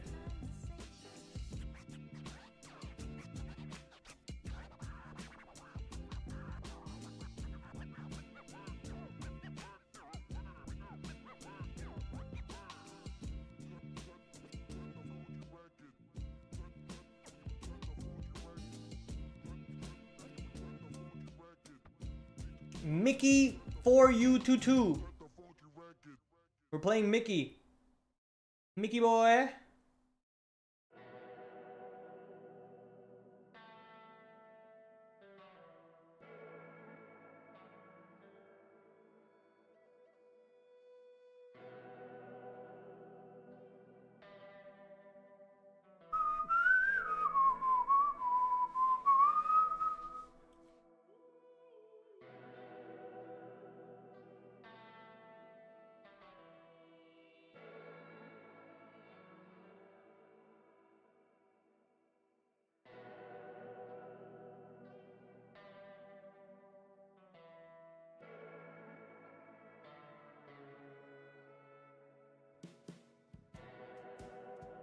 You know what? It's just not meant to be today. It's just not meant to be. Today is not meant to be. Just not processing information today at all. No information being processed.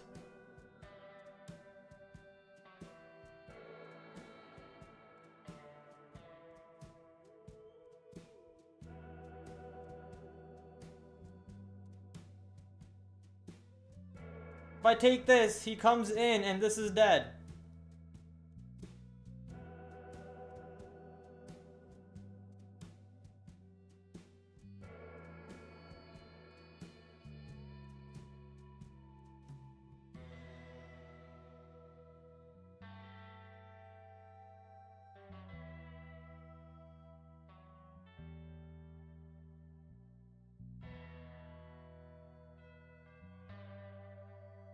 Game's over, chat. I'm tired. I'm going to bed. I got my one win of the day. I should have just quit on that, bro.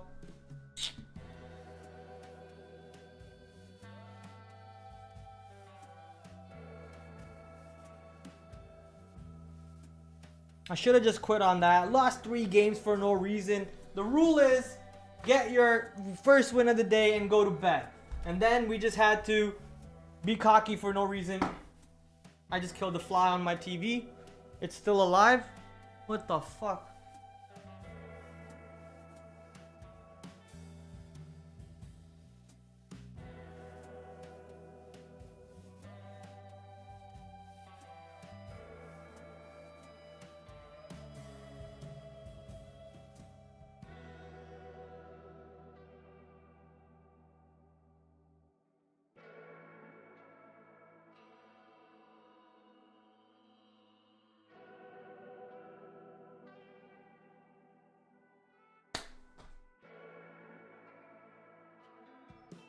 I'm done after this game. Calling it a night. I can't handle it anymore.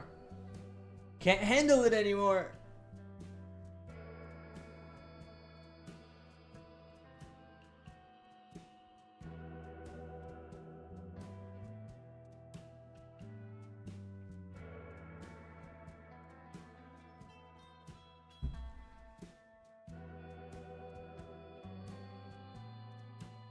There's a perfect harmony here going on right now.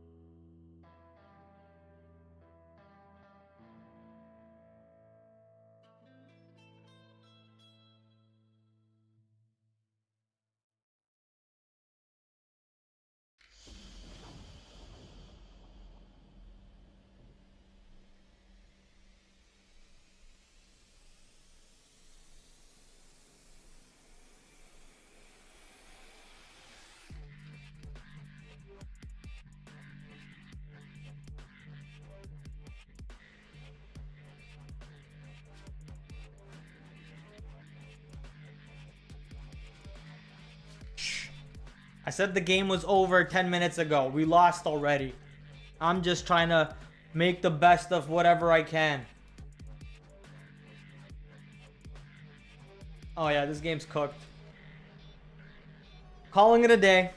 Calling it a day. 3 losses, 1 win. Calling it a day.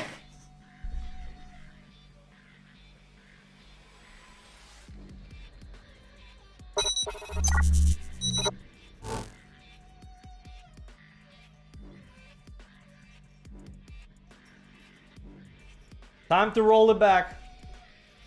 Time to roll the death setup back. Not feeling as bloated anymore. Feeling better now. My stomach is sucked in back and not as out. But it's also time to go to bed.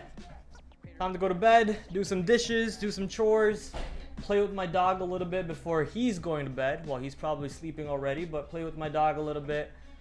Give him some good night pats, good night rubs. Let him out to pee and stuff.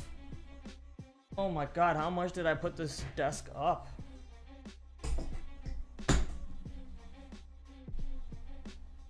And push it back. Okay. Here we go. Now, the setup is back. Whew. Alright, ladies and gentlemen. That was something. Let's roll in the outro. The camera's pointed up a little bit, so I'm gonna have to... Oh, the outro was already playing. I'm gonna have to tilt the camera down a bit. And then wish you guys a good night. Tomorrow, we're gonna go through a lot more earnings again. But there's not big names or whatever. There's some names, not some huge names. But we'll go through them. We'll look for the opportunities as we always do. So make sure you tune in. Monday to Thursday, 8 p.m. Sunday, 6 p.m. Today's chess performance was atrocious. Atrocious, atrocious, atrocious. My brain just wasn't processing today. After the first win, the brain did not process, but at least we got the first win. At least we got the first win. Canada is in America. We are Americans. Technically, yeah, you're not wrong. You're not wrong. We are Americans in a way. Oof. All right, boys. I'm gonna call it. Have a good night. I'll see you tomorrow. Good luck on the market and have a great rest of your night, whatever is your left of it. I'll try not to play chess off stream and lose more. See you tomorrow. Good night. Peace. Ciao. Get ready for the watch list for tomorrow, ladies and gentlemen. So I'm gonna bring in my big screen over here, back to another brand new week of After the After Hours with your host TraderPrad. I'm doing great. Hopefully you guys are joining me on that great side. Markets are moving around. Might just be a risk on type of day, so let's see what happens.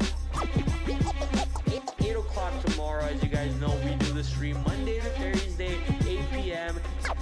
Shout out to my affiliate sponsors, Benzinga, Trade Ideas, the #1 scanner to go to, Trader Sync, promo code down below, promo code PRAD15 to get 15% off. I will catch you guys tomorrow, 8 o'clock, same time, same place. Until then, TraderPrad out. Adios.